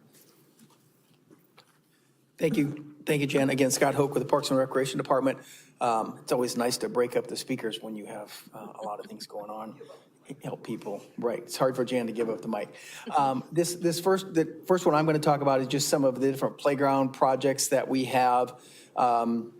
We have 38 or 39 playgrounds in the system. Those playgrounds last about 20 years, give or take, depending on usage, depending on location and all of that. So we have to keep putting new ones into the system. Last year, we started with this program in doing 3 of them. We did Rockland, Northview Estates, and Murphy Park, and those actually 3 just will be completed this month, and as well as Sylvan Ridge got completed this year. Those were all old, aged out pieces, over 20 years old. This just gives a schedule of different ones to do next. So in '24, we are proposing to do Days Run, North Karen Acres and South Karen Acres, and then some pour and play over here at the Swings and Slide location. All of those are over 20 years old as we speak. And then we would continue that program. Bestland, UGRA Complex, and the softball complex, Ashleaf, Coronado would be the next ones. And then we have them programmed out based on their current conditions. Some of them slide based on usage and based on other issues. It does get more and more difficult to find replacement pieces. A lot of these older ones we can't. We have to take that piece out of a commission or part of that piece out of commission. So this is just the program that takes us through to kind of get us caught up and staying on top of our playground replacements. A little bit the same with the shelters and flushable restrooms, as Jan mentioned in the master plan. It did call that we needed more flushable restrooms. We've added several of those. We have Dunlap in the mix, but we also need to take care of some of them that we have. So the current projects that we have going on right now is the design of the South Karen Acres, taking that restroom out, building a new one. It's a wood structure. It's well past its life. So it'd be the design of that is going on now. And then we did replace Sharon Heights, or didn't replace it, but we added a smaller gazebo at Sharon Heights, again, just for neighborhood usage. So then in '24, we would construct that restroom at South Karen, take the old one down and build the new one. And then start the design of what we call the police bathrooms, which is the shelter that's over here. It's actually one of our most popular rental shelters that just a little bit west of the police station parking lot. Because of its location near a parking lot, kind of center of at least of the busier area. It's one of our more popular rental ones, but it's not really ADA compliant. The restrooms are very dated if you've been in there. So this would be the program. We'd continue that program with looking at the ones at the tennis courts as well, getting new ones in there, and then also putting some, either replacing or putting in some new, more open-air shelters, not necessarily all of them rentable, but would be usable shelters within the parks, whether they're in their neighborhoods or some of the bigger parks, so. Scott, I would like us to consider when we're in the design phase on these, the installation of adult changing tables. I don't know what the cost of those are, but I think that is very important for us to consider in our public facilities, is installation of those to make them even more accessible to our community. Yeah, that's a great suggestion. I think the one up at All-Inclusive Playground has one, but again, finding those. Yeah, I'd like to see them in all the places that we're building. And, I mean, in some of these park ones, there might not be adequate space, but if we're building a brand-new structure, I think we should prioritize having the space to put one of those in. Like the South Karen one, the footprint is pretty small for that one, but for ones that we could do in the future, especially ones that would be popular with the rental facilities, would be definitely doable, so. The next one is the utility installation in various parks. This just helps us get water, electricity to our different shelters. We did add some, at least a water line into Acadia this last year. We still have to get a sanitary line coming out, so we can now put in the drinking fountains as well. We're hoping to get electricity to Rockland yet this year, just to the shelter. So this would just be a program to get us through for a few years to get some of these projects taken care of and get those amenities into some of those locations.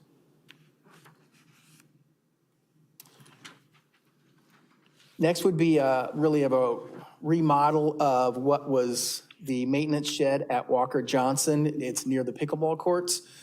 Probably just that edge of that building, a quarter of it actually has a restroom in it, which is only accessible through the shop and through the office area. But I don't know if you're familiar, but this is the pickleball courts. Again, a very popular site. We actually provide a portable restroom at the pickleball courts year-round, actually, because we do get play there year-round. This project would allow us to create an exterior access to that restroom, so we could close off the rest of the building and then have a flushable restroom that actually it's a heated one, so we could even keep open a little bit longer for use of the pickleballers. And that's actually in 25, so that wouldn't be next year. That's in 25 for the schedule.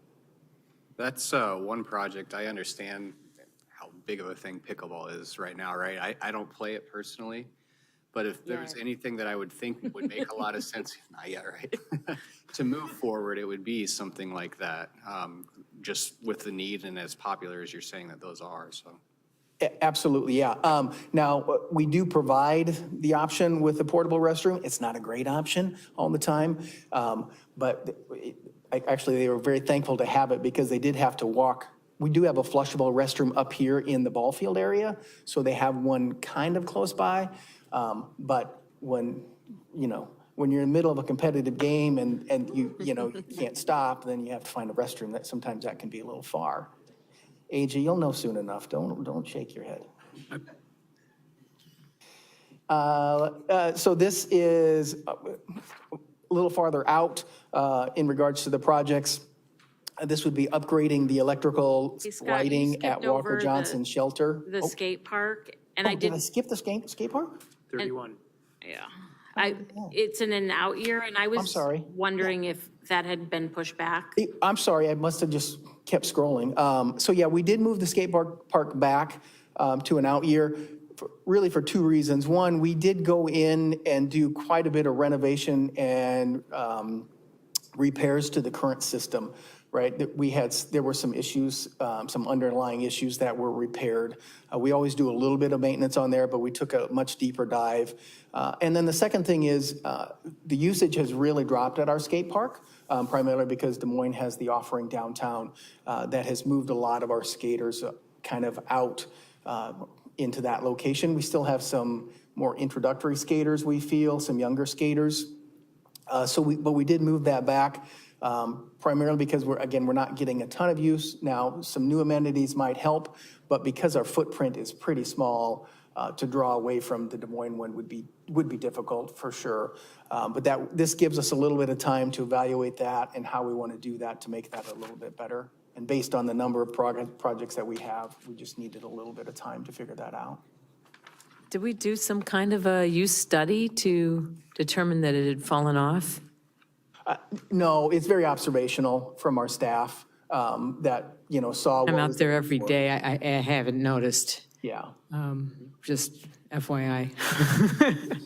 Seems like it's still getting quite a bit of use. Yeah, again, Yeah. it still gets used, but not as much as it would have, Yeah. again, we can watch again, we're through there all the time too. Yeah. We watch the amount of trash and those sort of things. Yeah, you probably have better measures in that regard. Yeah. Where the usage, so. Okay, so I'm sorry if I was scrolling too quickly there. Real quick for that skateboard park improvement, does it make any sense to have any sort of fundraising opportunities for that, for the improvements itself, or is that something anyone had talked about? I think it makes a lot of sense. Yeah, and we would reach out when we get to that point. There are some grant opportunities out there, as well as, the local skating group, we would reach out to them, both in the design aspect as well as in the fundraising aspect as well. Do you need to do the design in order to do the fundraising?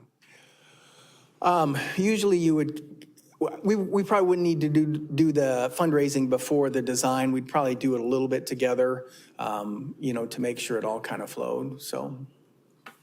I do just want to share that after the all-inclusive playground, which we did a significant amount of fundraising, the council had discussed of projects will be in the CIP and we won't continue to do fundraising, but if that's something different, the council wants us to consider. But we do grants and so forth, but having staff doing fundraising would be I know Nikki had said, put something in the CIP. That's the direction unless it changes. Well, I think the council has changed 150% since the all-inclusive playground. So I think that's something we could talk about, because I think for certain projects, it would make a lot of sense in the skateboard park, and maybe the disc golf one might be opportunities. But we'll get to that one. So I think I'm on the Walker Johnson softball complex, the ball field area. This is out to 28 to do some of the lighting, replacing some of the aged infrastructure in that aspect. And then also in an out year is to really take a harder look at upgrading some of our surface areas, again, in order to be competitive in the market if we decide to stay as a softball complex. Most of them now have an artificial turf. It's just traditionalists love that playing on the grass and all of that, but the people that organize those tournaments and schedule those things want those teams playing. And those artificial systems really can take 2 inches of water and you're playing on it in 10 minutes. So in order to stay competitive in the market, we would have to take a look at that. I don't want to get scrolling too far here. So this is Waterford for the disc golf expansion. So this is actually in 25 for a year, but this would be taking our current 15-hole course, or am I saying that wrong, or 12-hole course, and making it 18, taking what we currently have and expanding it north of Waterford Road and making it a full 18 and changing the components within the disc golf course to make it just a more vibrant course and probably a more usable course in that sense. It gets a lot of great use. This year has been a hard year because of the construction, but we do get a lot of great use out there. I saw a ton of people out there this late fall. We've had this great weather. Every single time I've driven by there, which was a lot, there was several groups of people playing. I think we have a really super unique opportunity to leverage our local disc golf celebrity, Gannon Burr, on this in both, the design process and, it's not very much money, but I think there's an opportunity for us to think outside the box and, utilize his knowledge of disc golf and the sponsors and things like that. It's his home course kind of, situation. So I think, that's next year, it's coming up. We really should try and loop him in as much as we can while he's still at the top of his game at, 18. Yeah, I don't know what the life of disc golfers is, but I think hopefully he gets a couple it's more pretty years in long, him. but So, yeah. he's at the top, so Yeah. I think we have a unique opportunity that we need to take advantage of. Not that I'm saying to take advantage of him, but like, bring seen a him lot of in courses, yeah. and utilize his expertise and celebrity. We do have some money in there for design, because again, there's companies out there that have been doing this for a long time that just know those things to click off, but to get the local, whether they're the top rated or just our regular disc golfers, get them involved in the program and making sure they have some input on what they'd like to see. Absolutely. It's very important to us too, so. Next, this is actually we have one going on right now, but within the CIP is an out year. This is our current location that we are working on a creek access. At this location, we're actually, just so the committee knows, it's a current CIP that we are still waiting on a DNR permit that was submitted in February. There's been some back and forth, so we are still waiting on our permit for this one. I think I have a picture of it here. So this is the current one that's under contract, actually, for construction. And once that permit comes in, we'll be able to get moving, probably in the spring now, as opposed to, our goal was to start this fall. But that is an ADA accessible access point down to somewhat of an open classroom down at the creek. We have this out at Barrett, and Barrett has been very popular, and it's introducing kids back to the creek, so. Or crick, whatever, I'm not sure. This is, I think, still listed as an out year, or maybe it's, oh no, it's on in 26.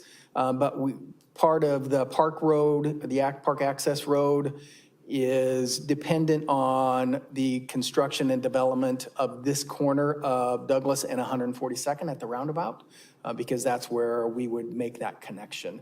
So it's listed in 26, but it's been moved around based on just development in that area a little bit too. So just so. A few things within the regional park. This is also an out year, but it is for some amenities within the park. Obviously, as the committee is probably aware, the Recplex or the Rec Hub did not pass. So that was kind of pushed back in any of the development out there. It has a list of viable options out there, whether it's a splash pad, restrooms, parking lot, pickleball, all of those things are opportunities in that location, but they do come with some needs for parking lot, restrooms, all of that, depending on what you do. So, but that is listed as an out year now. But what has always been its own, really own development and own project has been the playground at the regional park location. So that one does move forward to 24. I'm going to zoom in on this picture right here because show you what we're talking about. This would be to install a regional-sized playground really just south of the 100-car parking lot. We have the new shelter here that has a restroom, and then we have another shelter way up here on the north side. That's a small shelter. No restroom up here. But we do have opportunities to put some smaller play features near those shelters. And then again, have the larger regional playground down here on the south side of the parking lot. I have had, just in the discussion of, well, why wouldn't you put that up here by the large shelter? Primarily reason is because if somebody wants to come and use the playground and the shelter's being rented by a larger group, that creates a conflict, right, of those groups. So we would move it down here. We would install a sidewalk so access to the bathroom would be ADA accessible and a little easier to get to. But again, the focus would be down here. As far as for this first year, the design will include all three areas. And then depending on funding and cost, we would see how many of those 3 we could get. But we would focus down here at the regional playground area.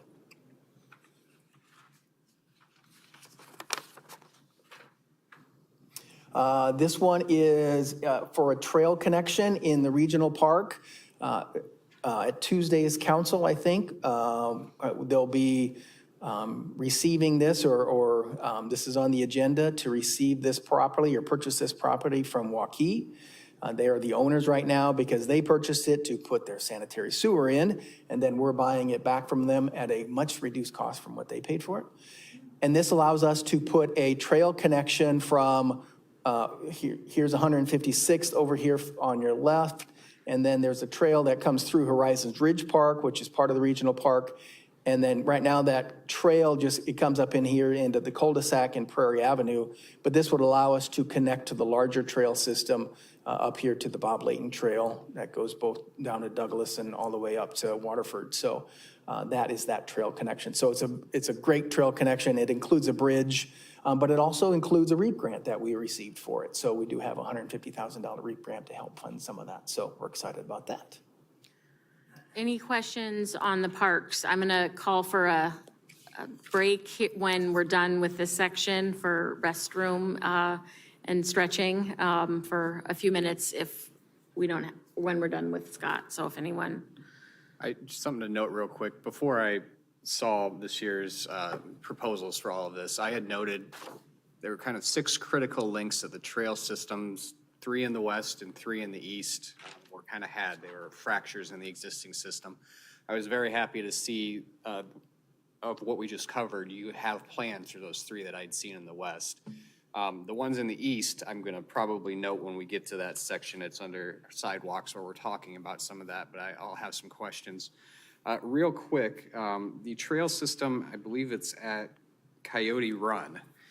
We had a plan for kind of where we were showing the Waterford Park one that would go up in a future out year. Okay. Are we going to link that one from Coyote Run over, or does that just kind of go down to the street and then people would have to find their way over? Is Coyote Run the same as Coyote Ridge? Yeah. So yeah, Coyote Ridge comes all the way down to Waterford now. And then you'd have, eventually you'd be able to get over to the connection along the street, right? I mean, can I get?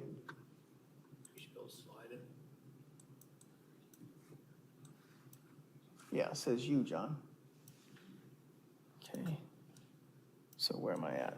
Still north still. Still north? Oh, here we go, sorry. So this trail is Coyote Ridge Trail, is that right? That comes from all the way over here, right? Comes through the park, there's a park area here. Now we connect all the way down to Waterford Road. Yep. And then you'd be able to connect right in through here. I'm always a fan, as much as we can, of not having to kind of intermix trails and roads when possible. So I just wanted to make sure that we thought about those 2 connections merging. And there's eventually a connection up through here too, right, John? Because this comes up and where does this come out at? I don't even know. We basically, it factors into where the bridge ultimately goes, so it'll continue northwest. But definitely something we can continue to look at and make sure we're meeting that need, so. yeah, the connection at that intersection, and if we could do it part of the way down a road or something else, or, just away from where we've got vehicles and pedestrians mixing, that's always nice to have when possible, but just wanted to ask about that. Thank you. Also, I guess that's part of the reason we have the traffic signal there as well, to connect the 2 parks. Yep. Soon to have the traffic signal there. Yeah, I was very happy to see that you guys had addressed a lot of the ones that I had questions on in the west. That it's definitely going to help just the fluidity of all that trail system out there. So, Any other questions? Okay, my watch has 7:47, so let's try and get back here like 5 till 8 if we can. And Mike, we ready to get started? Okay, where are we at? Bridges. Okay, so our first one is on page 39. That's the Urban Hills Bridge over Walnut Creek. So this is to the northwest of 156th and Waterford Road. This is the Urban Hills development to the south. Really, this one's in here at 2028. The timing's going to be really dependent on development. Right now, we have an agreement for the south part to pay for a portion of the bridge. We do not have an agreement for the north property to pay for a portion of the bridge, then with the city picking up another portion of the bridge. So again, that one's really kind of waiting for more development before that'll be constructed. And then our second and final one in this section is in and out year. That will be part of Waterford Road being extended at some point.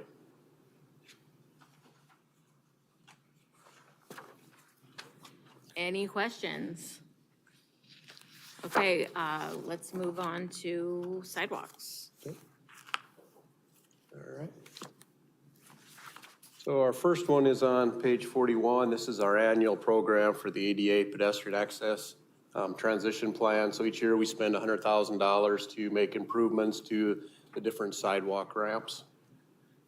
This next year's program will be kind of on the eastern side of town here.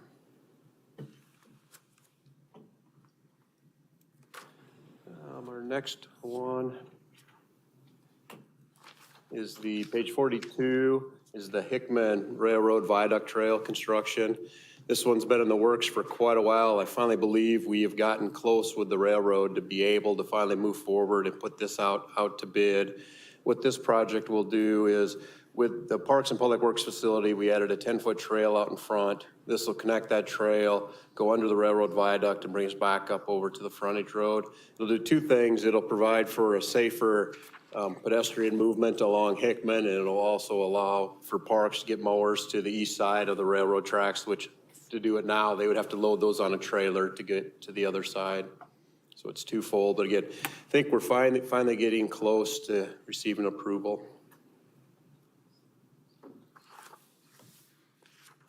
How close do you have to be to have this happen? We'll need 100% approval. So, but again, they have an outside engineering service. I think we're getting close to having all their comments addressed. Once that's done, then there'll be a formal agreement that we'll bring to council to enter into with the railroad, and then we can go out to bid. So on that line item, you've got a very big dollar value that's allotted to acquisition. Can you tell kind of what acquisition is? That is in the wrong line. That should be construction, not acquisition. That's helpful, thank you. Yep. Thank you for noting that. Let's see. So our next one is page 43. I'll go a little more into the trails to the west, but basically through the Hickman Interchange project, we'll have a trail connection that'll make it to Living History Farms access here. We're looking to continue the trail along Hickman from the Living History access over to 100th Street. Currently, we have it programmed for 2027, which would be the same timing as the DOT's project. Recently, I learned that since they did not give out trail money last year through the MPO, there's twice as much money this year. So we're looking to apply, which may mean that this gets funding and pushes to 2028. So we'll see what happens, but I think our chances are good with this project. I do have a question on this one. We're proposing what's being called a trail. First of all, the 10-foot sidewalk along a road to me is not a trail. It's not used in the same sense that you would get kind of a neighborhood trail being used. And additionally, in this area here, this is all commercial. And not only is it commercial, it's not foot traffic commercial. This is all commuter cars. No one's going to be walking this that I can think of. Maybe some people on bicycles occasionally. I don't know if I agree with that. Basically, between the interstate being done, this can take you miles to the west or brings you to the 100th Street Trail, which goes north for us or south into Clive. I think it's really a kind of a missing link for pedestrian movements.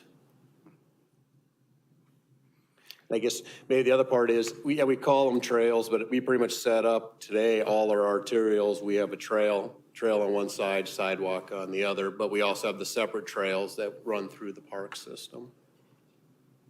Yeah, I understand that, and I know the complete streets have called for these to go in along a lot of the arterials. So, you know, this has been in the complete streets diagram. I just, in my mind, they're kind of two separate systems. So, and they're accessed by two separate sets of people, typically.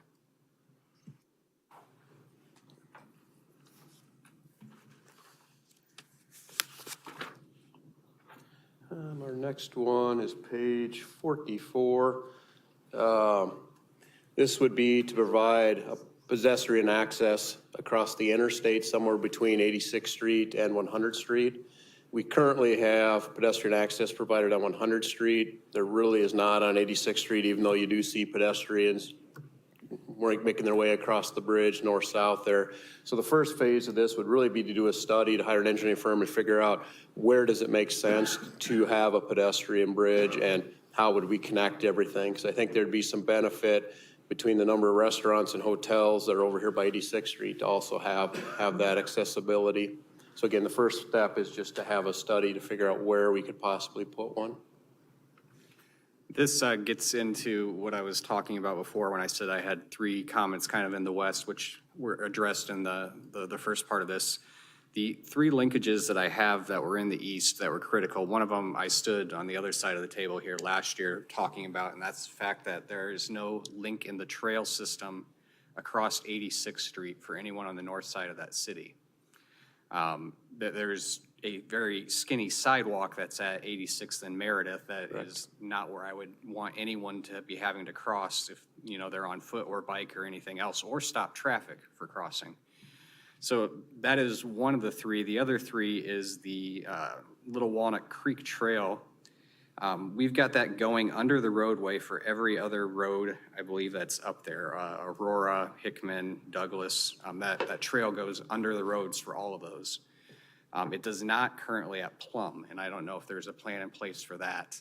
But both of those items, first of all, I'm fully in support of what you're talking here with this pedestrian bridge across, because I wouldn't want people crossing at 100th on the on-ramps or at 86th. This is the way to get them across, so fully in support of that.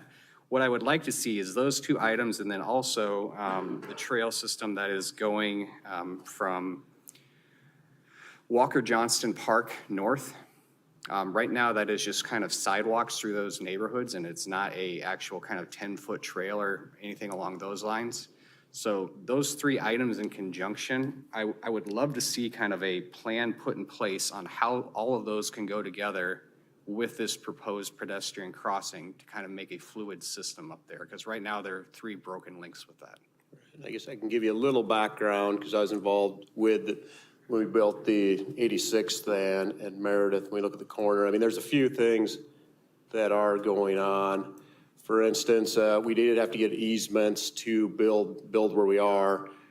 The owner is adamant, no closer to my sign. You're lucky you get what I'm giving you. Yep. The other thing to take into account, there's a gas regulation station right here. I don't know what that would cost, but I'm pretty sure Mid-Am, it'd be pretty pricey to move. And in order to kick this back further, we probably are buying a couple parking spaces as well. So I'm not saying it's not possible. There's just definitely some challenges. I agree with you. What I'm kind of wondering is I would like to see a study done to say, I don't think it's at this intersection, to be perfectly honest. I think it's going to be probably north of there or along the interstate somewhere. You know, similar to Douglas, where we're kind of going under or around, you know, some on-ramps or other things. I don't have the proposed location where I'm gonna tell you that's gonna be the best fit right now. What I am saying is that there is a broken link there, and I don't have a solution to fix it right now. Okay. Just normally I hear it should be wider at that sidewalk, and there was definite limitations when we did it originally and why it's not any wider than it is. I do not want, I live up in that area of the city, and I don't want to stop traffic for a trail system at all. I would like to see another way found where that doesn't have to happen. But all three of those links right now kind of feed into what we're calling this pedestrian bridge. So why just put a bridge in without figuring out the fixes and links going up to kind of feeding that with the system is what I'm getting at. Okay.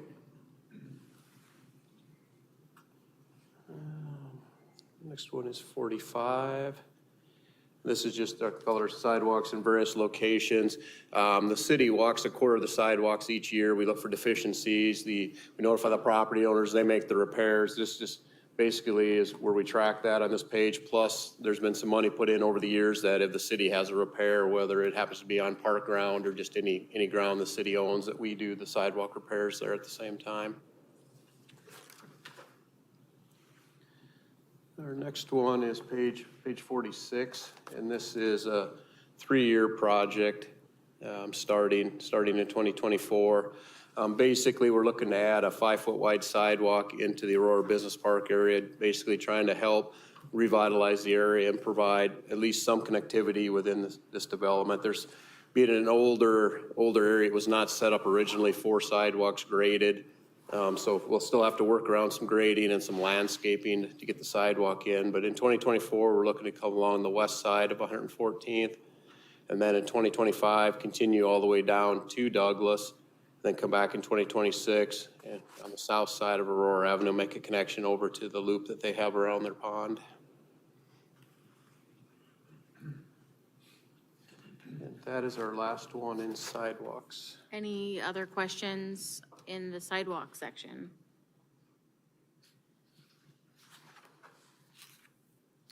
Moving on to stormwater, is that what we want to call it, Pat? Yeah. Okay. Our first one is on page 46. This is our annual allotment of $350,000 for doing improvements to the creeks and to the storm sewer system that outlets to the creeks. We just recently completed our project on the North Walnut Creek bank stabilization, which is, get my location, so 86th Street, just north of Hickman over here. We just completed a project there. We're currently under design for a project on North Walnut Creek in Sunflower Park, which is right here just northwest of 86th Street and Douglas. And we're also in the process of designing a project that is out in the regional park, just kind of north and west of the roundabout. So the design's wrapping up. That's another one we're waiting on the DNR permit. So once we get that, we'll get that project constructed. We also have a project out to bid where we've had some erosion and a couple flared end sections that have come off that we're looking to replace those. And then we're also in the process of creating another RFP to hire an engineering firm to do our next project.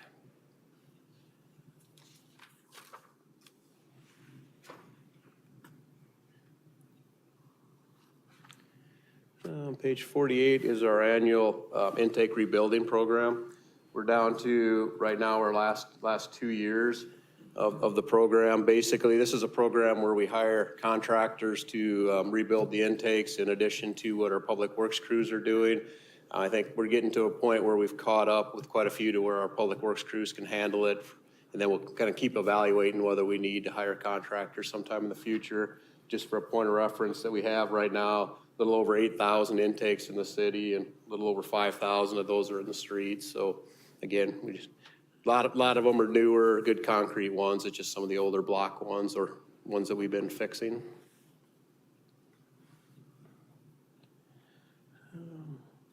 Page 49, this is one that just has an interesting name. We applied for a federal grant and did not get it, but it still has the same name, the Merle Hay Reinvestment District Stormwater Improvements Project. I'm happy to announce that this one's getting close for bid too. We have all the easements in place. We have a verbal agreement with the IHOP. I just need a signed signature back from them and we have everything we need. And then we're just wrapping up a few things left of the plans based on our right-of-way negotiations. I'm going to show this project here. Oops. So it starts on the south side of Douglas. The city recently purchased the Mexican restaurant on the corner here and has demolished that building. So we'll start, our storm sewer will go up under Douglas, come up through the IHOP parking lot, and then follow the frontage road around the mall. This will be a pretty good sized box culvert. And what that'll allow us to do is kind of in this 66th Street area here, back when we had the floods of 2018, that's where we had kind of the most damaged basements is how we picked this area as a starting place. I think some of that may be their floor or their footing drains and things aren't connected to sanitary, which cause backups. But at least now we'll be able to provide better storm sewer system to convey the water. So again, we're hoping this one will go out to bid right after the first of the year.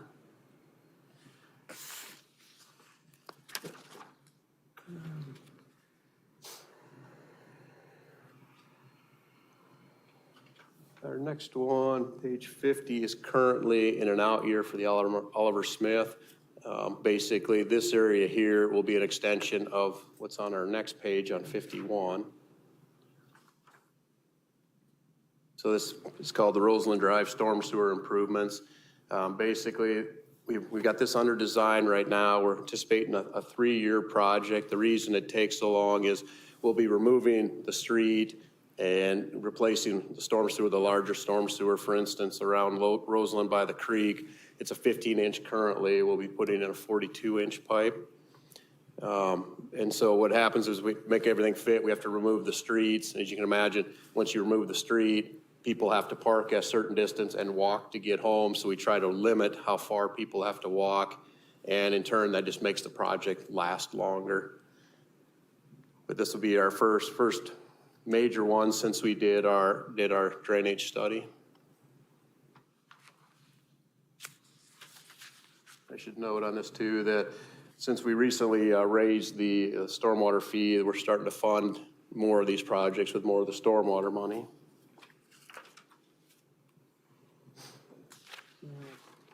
So our next one is on page 52. So this will be the second phase off of the storm sewer along the Merle Hay Mall. So basically, by extending these sewers over on Airline and on Madison, we'll be able to connect into the existing sewer system and take some of the pressure off the downstream pipes. This one I'd note was originally in 27. I moved it up to 26. That's been done through, there's a couple roadway projects that I think will occur later than what we're actually in the CIP, so move those to free up. And I know there's been some talk about trying to do some of these stormwater projects sooner. So it'd be the same thing with page 53. This is proposed, right now we say 26, but again, once we have an engineer on board, we'll know for sure, but it's likely a 2 to 3 year project. So this one would be involved at Meredith at the Creek, at 65th, 66th, and Townsend to do the same thing with provide storm sewer where there is none on 65th and upsize it as needed on the other streets. I guess that is all of them in stormwater. Any questions or comments on stormwater? Yes. First of all, I certainly like what's being planned here. I just don't think it's enough. And the reason I say that is,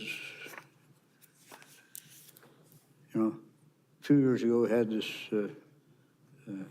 consultant that did this storm sewer, or lack of survey for east of 86th Street and south of Aurora. John, can you try and make sure you're talking into your microphone? Okay, how's this? Good? Okay. All right. The consultants at that time identified, I think it was 5 drainage basins, as he called them, and the estimated cost in yesterday's dollars was somewhere around $100 million. And it's like I talked last year at this time, I suggested in the year before that we not get everything, but maybe think about $80 million over maybe 10 years. That would be $8 million a year. Well, if you go back to page 8.A as in Albert, A.2, and you can see we're currently planning a total of a little over $24,950,000 into the foreseeable future. If we're ever going to arrive, if we really are serious about storm sewers. And I know it's a tough sell because, you know, it hasn't rained in a while, but trust me, it will rain again. And it's 24 million over that. We're talking about spending 24 million on a project that maybe requires 80 million. We're not going to arrive at this pace. It'll never get done. And I think we might as well, this 24 million relative to the size of what's needed is just, about a fourth of it. And I think we just probably as a body need, unless there's support in the room here that I don't think's there, why, in order to accomplish this, we're absolutely going to have to upend this whole CIP program. And a lot of things are going to have to be cut out of it. And I don't think the support's in this room for it. We'll just let it rain and we'll see what the situation is. But I think we ought to just be realistic and just say, well, look, we're just going to make little token payments as we go along on this storm sewer thing. If it takes 100 years, whatever. We got more important things to do, like trails, sidewalks.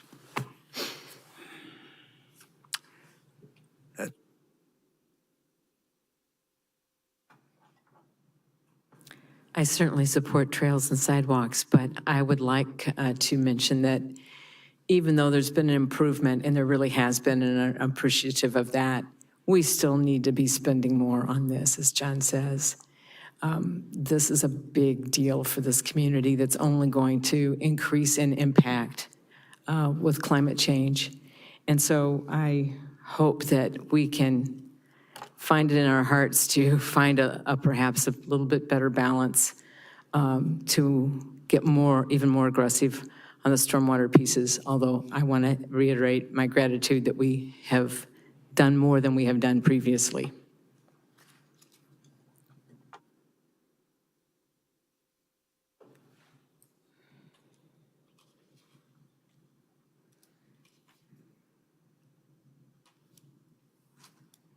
Are you ready for streets then? Okay. Well, I mean, no one, I guess no one made a motion. I don't know if in the memo that we discussed sending to council along with the document, I'd like to make sure we have a transmittal memo to the council from the CIP committee. I think that we could include some language that we'd like to see more funding go towards or prioritize funding stormwater projects. Yeah, we simply need to get more aggressive about this piece. And I think it's going to take some thought about what the balancing is to make sure that that happens. Well, I feel like we really elected the right person to city council to help us Okay. lead those discussions. Well, But I think, I mean, I don't hear you guys making a recommendation to move money around in this CIP. I think it would be really difficult to do that at this point, but I would love to see us double or triple or quadruple the investment that we're making on an annual basis. And I do appreciate that it still has increased, but this is still just too small a number. I'm sorry. In order to get more aggressive at that point, is it handled through CIP then? Yeah, I think it is, but I think it's not, like you said, it's nothing that we can respond to now because it's such a major overhaul. It's really a direction of council to staff to really dig in over a 12-month period or whatever to find how that funding shifts happens, because if we were to do that at this table, it starts starving things that we can't control just because we don't know how all those pieces then connect. But I agree. The magnitude of the damage that's done if the things aren't resolved now is something we can't even begin to calculate. I'd be happy to make some sort of a motion, but still, it's this body's job to make some of these priority decisions. That's the thing now. This money's going to have to come from someplace. I mean, it's going to be serious money and a total disruption of what we got here. That's the only way it's going to happen. And we want to do that. Is there a room? I don't think the support's in the room for it. but that's what it's going to take. I mean, let's not kid ourselves here, folks. If we really want to do this, there's about 50 or 60% of this book is just going to have to go in the trash. And that's just all there is to it. There's something major is going to have to give. And I appreciate the support and all that, but we've got to be realistic about this. If we want to do this, it's going to mean a total upending of this thing. And if we want to upend things, we better start giving direction to the city council. I don't think it's right for us to just pass it on to the city council, say, well, you guys figure it out. That's our job to figure it out. If we want to do it, we better get serious about it. I can't disagree with that, but I'm not sure exactly what we can do within the moment to upend this particular piece of work. But I would like to see us take a whole new tack before this time next year. Yeah, that's what I would just comment, that I think there's a significant question of capacity here in terms of what we can change now versus sending a strong message now to city. I mean, I'm sure, I've sat here for 3 years now, and I've heard the concerns from John and Broken record. and others, and it's a serious issue. So knowing that this body there's a little momentum behind it, I think, just for the city and understanding capacity and what they can do, because even if we waved a magic wand and said we had $100 million today, it's still going to take a really long time to get it done.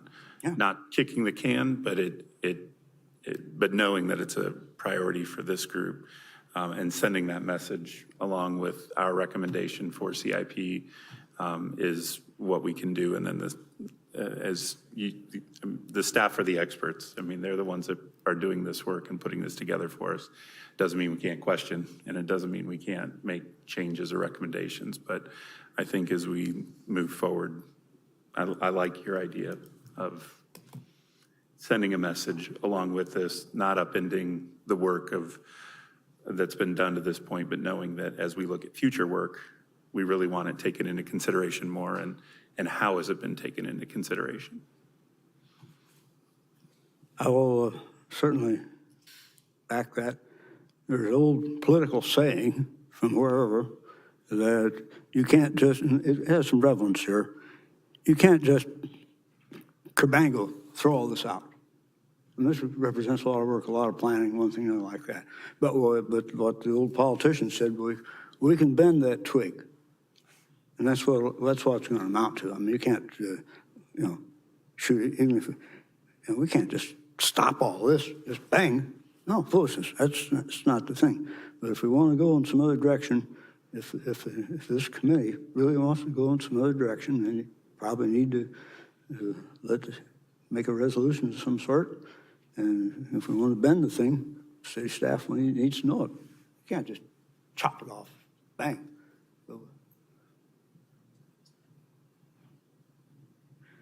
Anyway, I appreciate some reception for my ideas. Thank you. AJ, I hate to put you on the spot, but what do you think, given this discussion, is the best way to communicate this? I mean, No, I don't think we're asking you to throw this away and start from scratch or anything. but for not. for next year, or, I mean. I think, honestly, given the work that's taken to put this entire book together, and given the various funding sources, and given limitations that we've talked about internally about design, construction, all those things that sequentially will be linked to each other, I just scribbled some quick notes. Spending more, what level, funding sources, timing. And if the message from this group is that there is an appreciation, as Pat mentioned, to the increased attention to stormwater, if there is a specific, we would recommend that a commitment by the city to double that commitment for to be planned into next year's CIP action. Something along those lines. I don't know that we have the time or the information for you to make a knowledgeable decision about, as John said, throwing out probably all this book to dedicate toward tens of millions of dollars of improvements to stormwater that we're just not prepared to do at this point in time from a staff perspective. So if the message is, through a motion, that we would like to see, if you have a specific dollar amount in mind, that always is a good place to start, but increased commitment of financial resources from the city, and we would have to determine from the staff level where those resources would come from. John mentioned, we increased our stormwater fee, and that has allowed us to shift monies from the general obligation debt to the stormwater utility fee where we're collecting that. The connection is right there. Stormwater fee, stormwater improvements. If there is a commitment, then, the council can certainly take in consideration raising that rate or diverting other monies or directing staff to divert future monies from general obligation, local option sales tax, other eligible resources to address a more committed, a stronger commitment for that effort.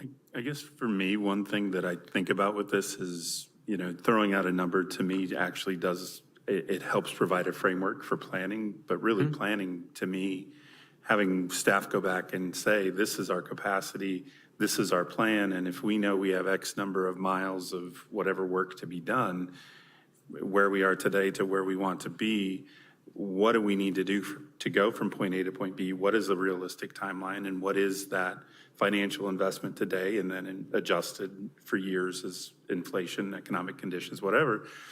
But if we just throw out a number and say, we want you to double it next year, I don't think that's good planning. I guess for me, I would prefer to have people who are much more knowledgeable on this than I am, other than knowing it's a good priority, other than knowing that I had a lot of water in my backyard a few years ago and watched cars float down the street. I'd like to know what the people who do this work would say, this is a 10-year plan to get it done, or this is a 15-year plan to get it done.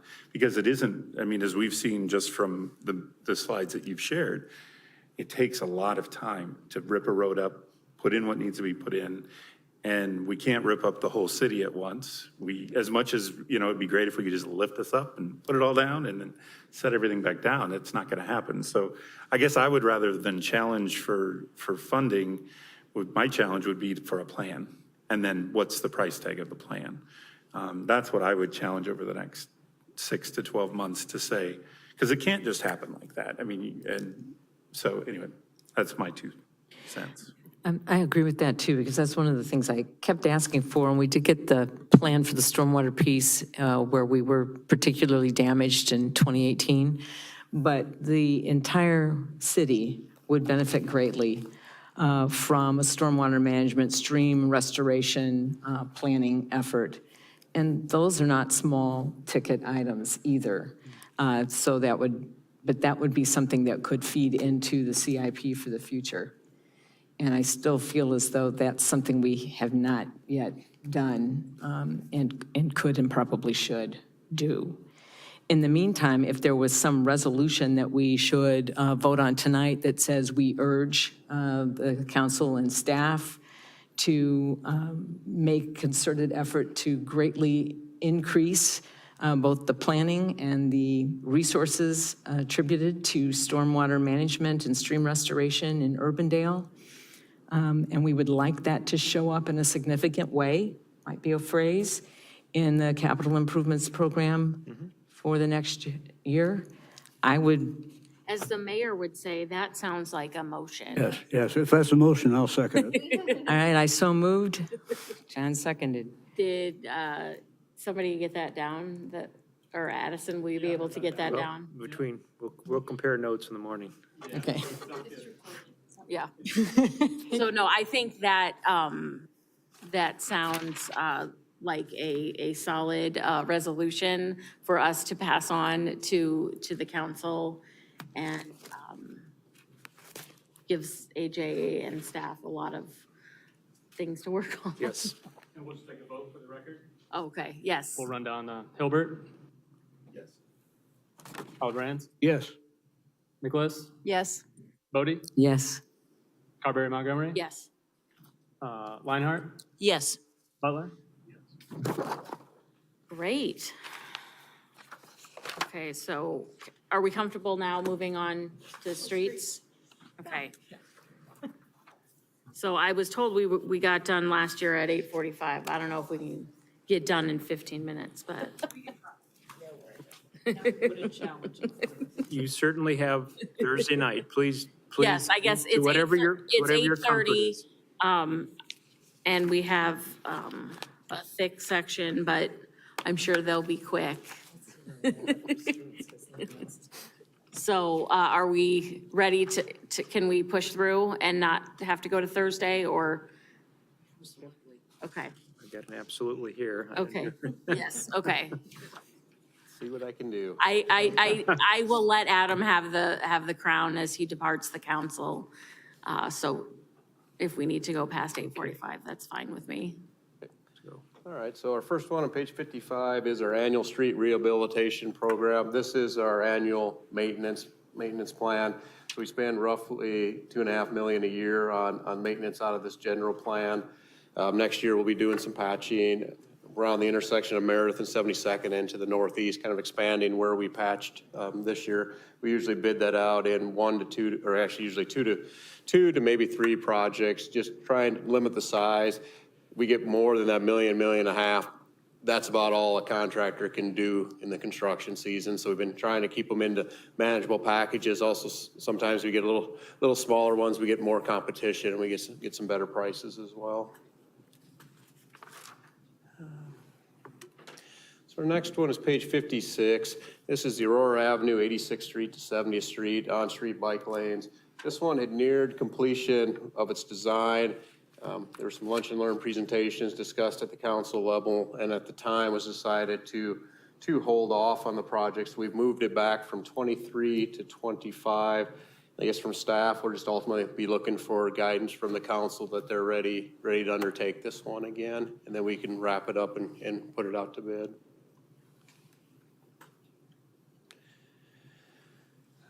Page 57 is an out year. Page 58 is our community entrance signs. So this is where we've been adding signage at key entrance locations into Urbandale, so people know that they have come into Urbandale. We've been doing this for several years. Currently under construction, we have one just south of the 141 and Northwest Urbandale Drive location here. There's an existing sign that we have replaced. We've also we're adding one up at 154th Street in the southwest corner. And then we also have one under construction at 86th Street and the eastbound off-ramp. Next year, we plan to add one at 128th in our north corporate limits. So as you're coming out of Grimes, we'll have the sign. And then add one at 104th and Hickman.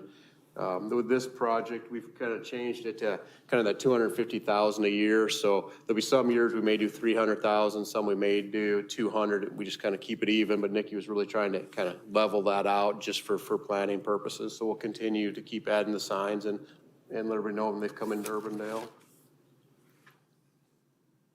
And our next one is, I guess there's an example of one of our signs. 59. So we do have a lot of TIF-funded maintenance projects coming up in the near future. Just kind of an overview of a lot of them we're doing. We had to kind of work on the timing based on the Hickman interchange. There's a lot of detour routes associated with that, so we had to kind of work on best guess with the DOT and everybody on when those detours will be and when we can fit in our projects. So we've got one here in 2026 is the 1 year that there's not a detour as part of the project. So we're looking at some patching and overlaying, or excuse me, this one's just a patching between 111th and 121st Street. Our next one is page 60, which is the Douglas Avenue redevelopment. We're just wrapping up the comp plan, and I think out of that's gonna spur maybe a little bit more study, and then hopefully we can get the engineering studies done, come up with estimates on some different improvements, and start adding pages into next year's CIP. Next one is page 61. This is our Douglas Avenue urbanization projects. We've been working on this for several years. I'm kind of excited that 2024, when we build it next year, is our last section that we need to urbanize, so we'll have that complete.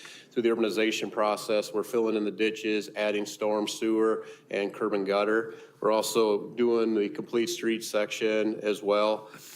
Just to recap, last year, or almost 2 years ago, we did our complete street section on the north side of Douglas Avenue, which is the 10 feet of asphalt and the 5 feet of concrete adjacent to it. With this one, we'll pick up on the east side of the creek. We'll continue on the north side till we get to the police station entrance, where we'll cross at that signal, and then continue on the south side all the way over to North Karen Acres Park. So we'll end up connecting the Sunflower Park and North Karen Acres on each side of Douglas there. And then we've got planned in 2026 is the beautification portion from 100th Street out to the interstate, which will connect what we've done at the interstate and what we've done just to the east of 100th Street. John, the brown, what year is that? That's additional beautification that is currently unprogrammed. Okay. And I wanted, I guess, to highlight too, in the past, we had another sheet for the reconstruction of 82nd Street. Since it's all being built as one project, and just to make the funding and everything cleaner, that reconstruction's been moved into this page. So we're still doing 400 feet north of Douglas on 82nd. We'll do a total reconstruction. That's an area that does not drain well, and we're adding storm sewer. So in case anybody was wondering why that page went away. Can you zoom in on that area?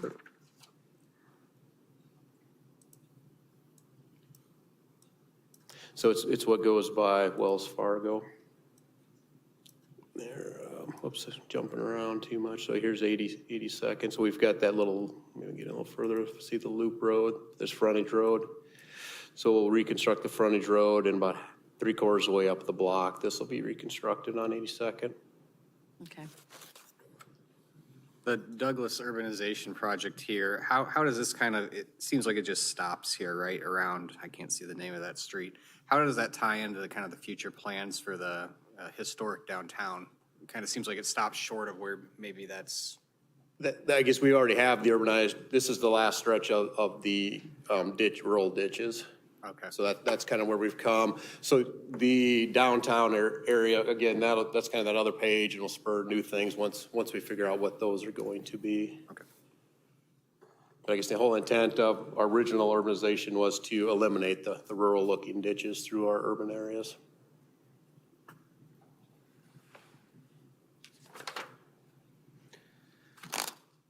Page 62 is our Douglas Avenue Railroad crossing replacement.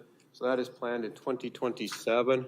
That is also, even more specifically, the spring. That's based on the detours and what we could work out with the railroad to be able to do that. We did get grant funding through the DOT, where the DOT, the railroad, and the city all pick up a portion of the project. But again, work that needs done, but that was the soonest we could get it in and work with the detour. John, I sure appreciate the repairs on that street crossing, railroad crossing there. Yep, we did some temporary. Yeah, well, that was a tremendous help. Thank you. Page 63 is a new project. It is some maintenance work on Douglas Parkway from 128th Street to Timberline Creek. We just recently got $500,000 of surface transportation block grant funding on this, so this will be a patch and overlay project.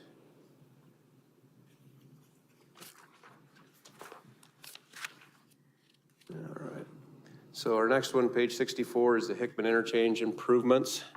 So drop out just to give you a feel for what it's going to look like. We've got a couple of renderings that were put together. So here's Interstate 3580. North is kind of up and to the left.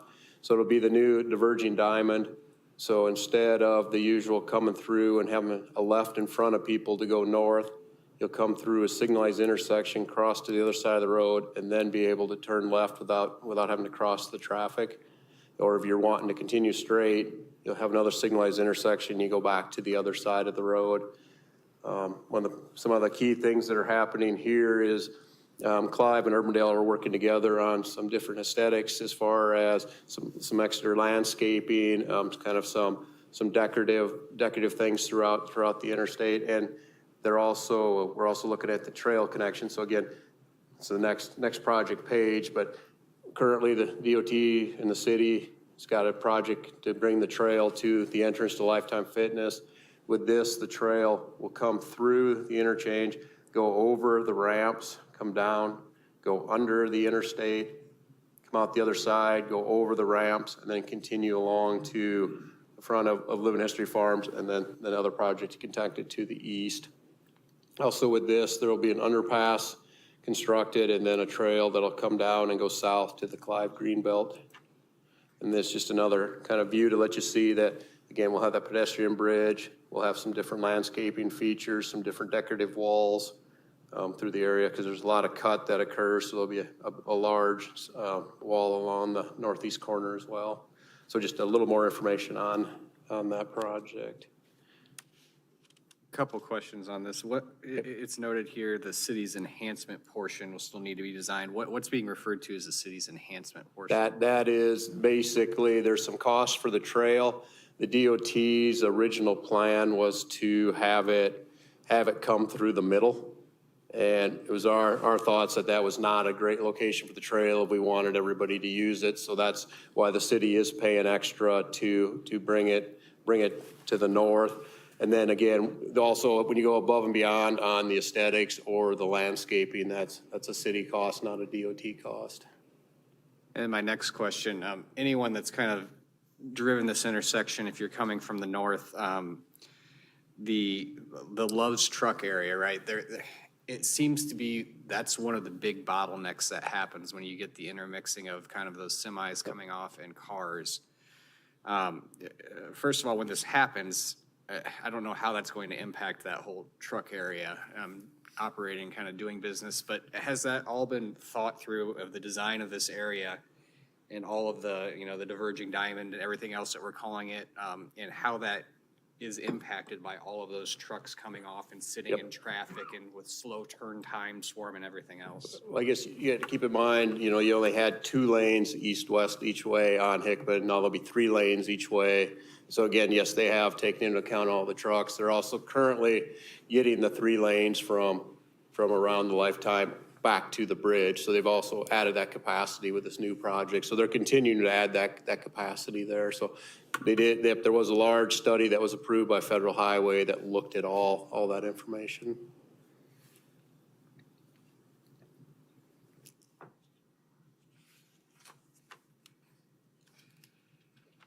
So then our next one on page 65.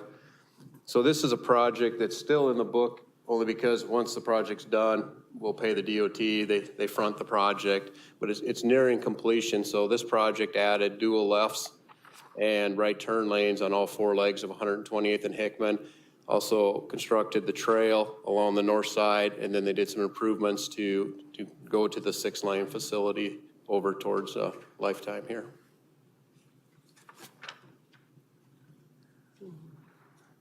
Page 66 is another preservation project on Justin Drive. It's actually a 2-year project we're planning in 24 and 25. So in 24, we'll do the Justin Drive piece here and to the west, where that'll be a patch and overlay project. Then we'll come back in 25 and do some patching on 101st, Dennis Drive, and on the frontage road.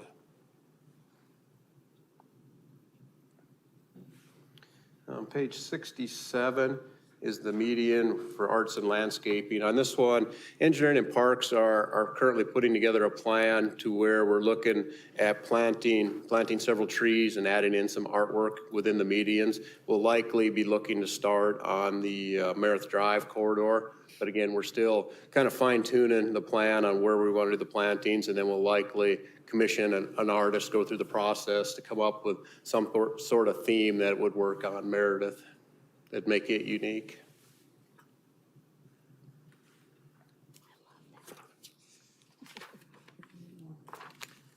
So page 68 is the Meredith Drive preservation, 86th Street to 104th. So we have that planned in 2025. So with that project, we have $500,000 in the federal grant for that project. It'll be a patch and overlay. And then we're going to replace the sidewalk on the north side with a trail. Just be aware, there'll be some spots where there'll be some limitations where the trail will still neck down, where there's some trees and the culvert and things. But again, we'll work on improving the pedestrian corridor there. Quick question on this one.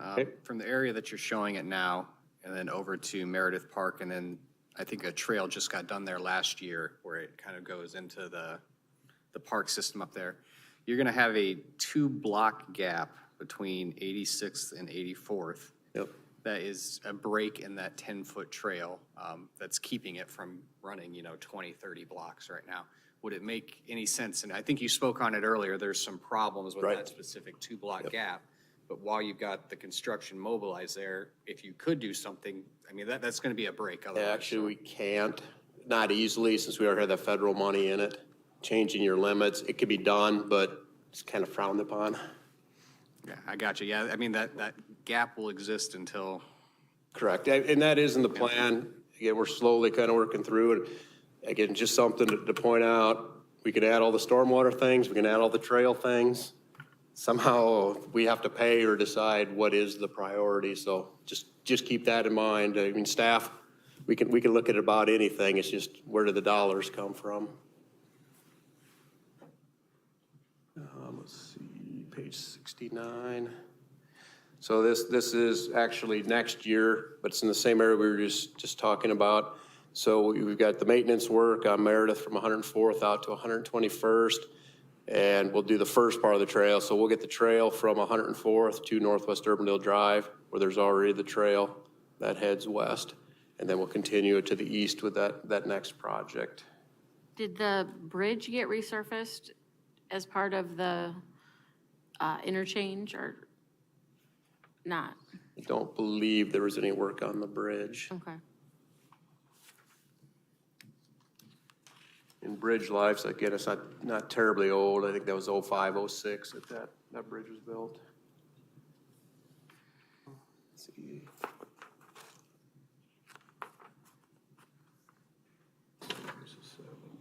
Okay, so this is another new one. We're going to time right before after we do the railroad crossing on Douglas, we'll do the one on Meredith. So when their crews are in, they'll tackle both of those at the same time. So that'll be the spring of 2027.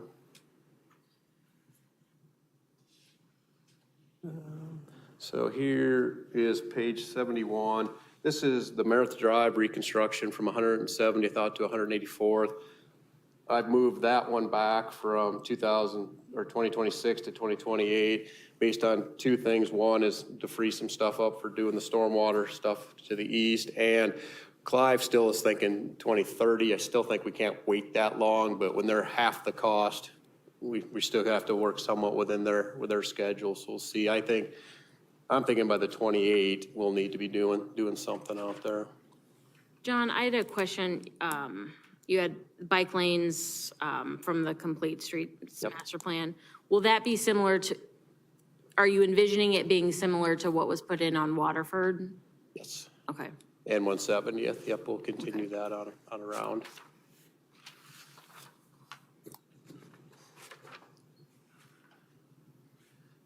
Next one is 72. This is just maintenance on North Park Drive and Plum Drive, so that'll be patching in 2027.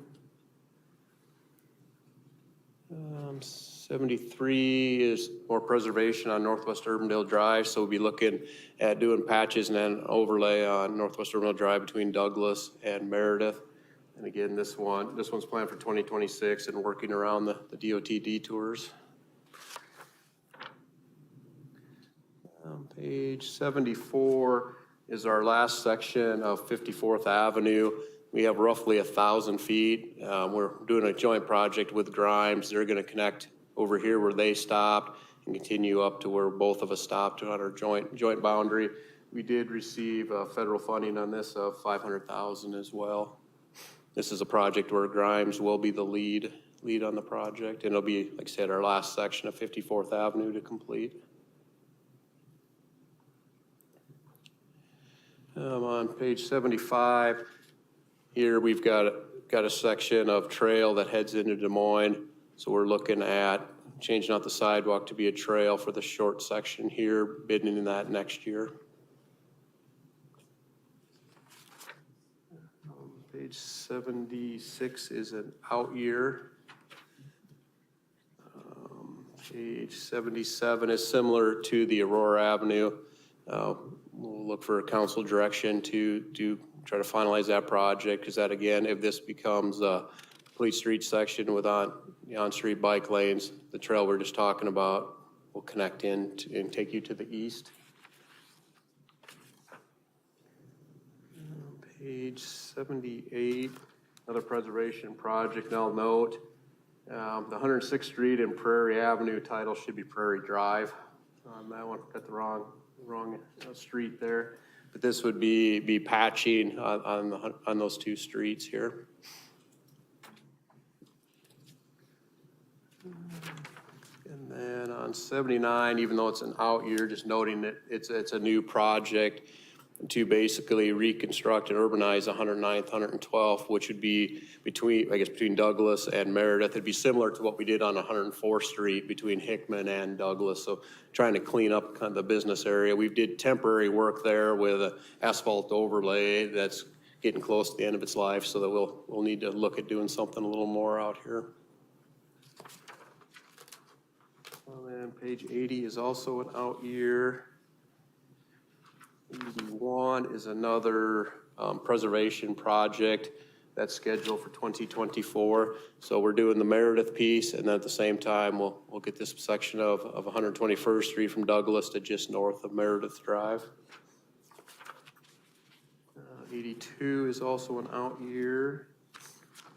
83 is the reconstruction of 142nd Street from Meredith up to Waterford. It's currently reconstructed part just a little north of Meredith. This is scheduled for 2025. This is a joint project with Grimes. The area in green over here is in Grimes. So we're working together on this project. It's currently under design. Page 84 is an out year. 156th Street. John, you said 84, there's $710,000 in 25. Yeah, I guess we show it there. I should have said that. We're looking to combine the asphalt overlay north of Waterford with the reconstruction to the south, do it as one project. The two limits we have right now is, Grimes would like us to go the whole mile. The issue we have is currently this section, this last half mile is still in Dallas County. So don't know that we want to pay for an asphalt road until we get these properties into Urbandale. So that's something we still need to figure out. But that's what the money's there for. It would make connectivity in the greater area of Dallas County much better if we had hard surface roads. I don't know if Dallas County would be willing to, Not when it's intended to come into Urbandale. Okay. So that's why, again, in my mind, I wouldn't think we'd spend Urbandale money on something still in the county. So that's our ideal thing, is to get these two parcels to annex. But yeah, I forgot that. It's on the other page, but we've included that overlay with our project to the south. It was easier to coordinate that way. 85. This is 156th Street, Waterford Road to Meadow. Again, as we kind of talked last year, the tough part about this is, the north half mile, no development plan, so it's hard to know where to put your access points when you don't know your development. And again, as I was looking to try to free up money for what would be happening with the stormwater projects, I moved it from 26 back to 27.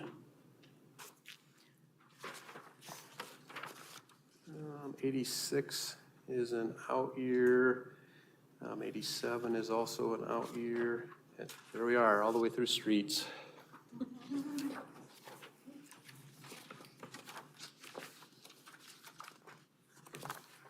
Any questions on the street program? Just a couple of comments real quick.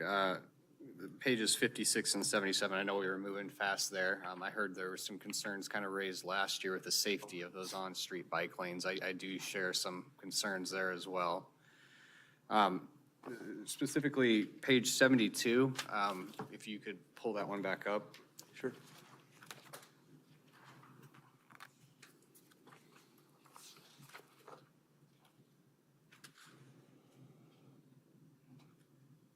I just wanted to show one of the items that I was mentioning before. When we're talking about kind of working there on Plum, and I do know some of the failure in the brick and stuff that's along there, I've seen it.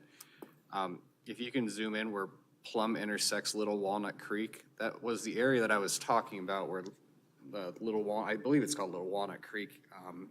The trail that runs along there passes under it on every other major intersection other than Plum. So this would be the one spot that it wouldn't. I think it makes a lot of sense when we're talking about getting pedestrians across the interstate to not have them stopping traffic on Plum there in order to get under. And we already kind of have some culverts and other things that are passing under there. So just a note. Right.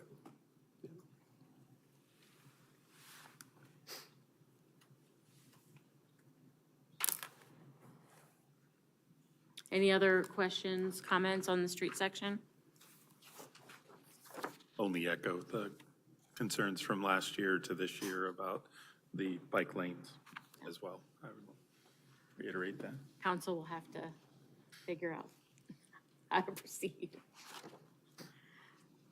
The next section is streetlights. Anything to say there, John? No, basically, we handle the streetlights when we do the roadway projects, so, yep, nothing to add there. And traffic signals.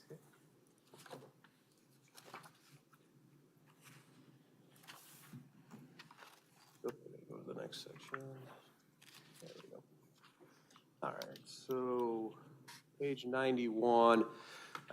This is a project we've got planned for 2027 to add an adaptive signal coordination to the Douglas Avenue corridor. Basically, how that works is now your signals typically work with your loop detection and a preset time based on the time of day. This is a little more computer-based, and it makes more adjustments in your cycle length, might change it a few seconds one way or another, and it also is able to detect the platoons as they're moving through. So we're hopeful that as we get closer to this, we can make an application for an ICAP grant and see if we get funding. We're talking a minute about a program or a project where we did get that funding. 92 is an out-year traffic signal, and so is 90. John, I have a question about these two pages. Okay. So, you know, Deerfield has been in this book for as long as I can remember. And then now this 133rd and Hickman, is that, I guess I didn't check and see if that was a new. Nope, that's always It's- been there. With the DOT, the way it's set up, it can be one, I think it's one or the other. Yeah, that's See- my question is, because I mean, people are concerned about all the lights, but then they also need the lights to be able to get in and out of their neighborhoods. So What's really difficult here is working out between, it was a lot closer in the CIP than we met with Deerfield, and they've had some new ownership, met with the residents, and it wasn't their top priority anymore. So they asked us to push it back. And it's also, unfortunately, never really been a high priority on Clive on the other side. So this one's been pushed back. Where you run into the problems, the other one is there's a debate whether, I think this is Woodlands and Clive or 133rd. Neither one with a signal really serves both sides of the road very well. So that makes it tough as well. Like I said, so there could potentially becoming an updated access agreement where it may try to maybe pick one or the other at these locations, but I guess that's kind of some of the background history on where we're at. okay, thank you.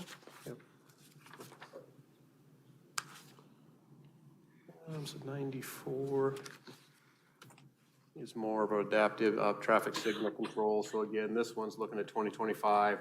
We'd look at probably next year to try to apply for a grant for that.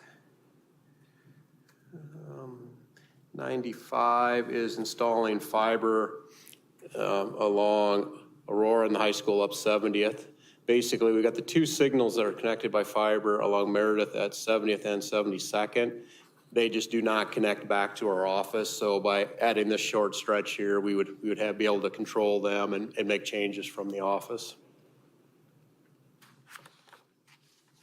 That is a new project, if I didn't say that.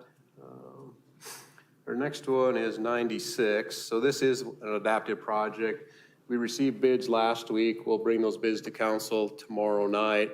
Got really good bids on it. So we're looking at, again, by kind of late spring, we'll have this system up and running. 97 is a traffic signal at 128th Street and Plum Drive. This is 100% privately funded, so it'll wait till it meets warrants. I still think there's probably going to need some more development out there before we have that, but it's just kind of holding it in 25 in case it does become ready. 98 is an out year, and 99 is an out year as well. Looks like I went 2 minutes over. Any questions on the street light section, or traffic signal section? Okay, I will open it up for final comments, and then do we need to take a motion on this tonight to move it to public hearing? If you're prepared as a group to take a motion as the document is, with any changes you want to make, you'll need to make those decisions on any changes, or the document as submitted, notes notwithstanding to council, that would be the document and the establishment of the public hearing, correct? Are there comments that we'd like to get in on the overall document? And then I guess I would entertain a motion after those, any comments to approve the document. Well, no, I thought there was supposed to be a public hearing. That's what Well, I'm going to ask for no, wait. clarification. I'm sorry, No, what was what are we, no, we're not approving we're moving. You're not it approving, you're moving it to To the move, public hearing. Yes. Yes. My comment was, that is, if you have changes, you need to make them, so when you go to public hearing, you have the document that you folks support as a group. If there are public comments at that time, they can be incorporated and passed along to council. so what we need a consensus on if we want to move forward this document as discussed and presented this evening to the public hearing, which is scheduled for December 19th. So are there questions, comments on that or the document in general overall? I mean, I think that we really made an important statement related to water, stormwater, that will get moved on to council. But I guess I get the consensus that overall we are satisfied with this document. So we need to take a vote to move forward. I would move that we take this forward to the public hearing as presented. So moved by Hilbert, seconded by Bodie.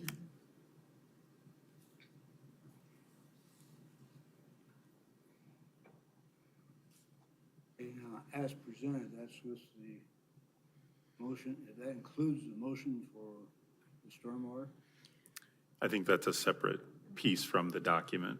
Yeah, that will be in Be in the minutes. it'll be in the minutes, and I would like to make sure that we have Or specific comments on to the council. yes, we'll have a specific document. There's a transmittal letter from the Transmittal letter. chair that will then go to the council, included in the document itself, that will disclose that.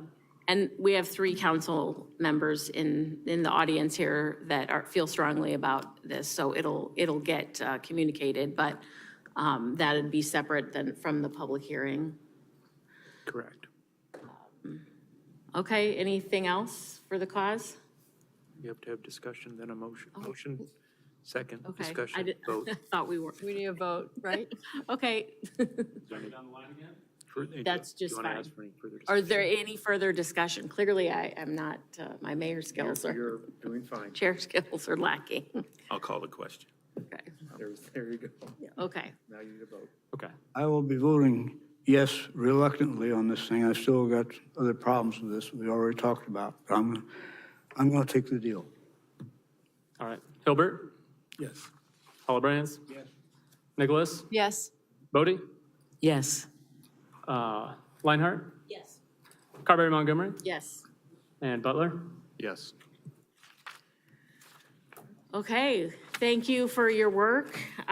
We didn't get it done quite as quick as Adam, but I think we had some really great discussion and direction for the council. So we will, I will take a motion to adjourn until our public hearing on Tuesday, December 19th at 6 PM. So move.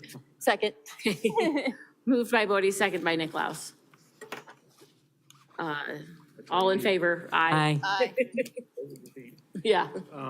Yeah, when we do the transmittal letter, then we'll have the chairperson. Then we can call that Great out. to see you again. My gosh, it's been a long We can time. draft something up, have you look at it. This everyone to do discussion, it's just. They have the. I know you guys. Doing annual plans and there are people in places that, you know, your capacity is. So I just think being able to outline. Yeah, it's kind of like when I made the point last year, when we're talking everything east of 86th Street, can you imagine rebuilding all that in 10 years? Right, I mean, it just, so I think for people to understand.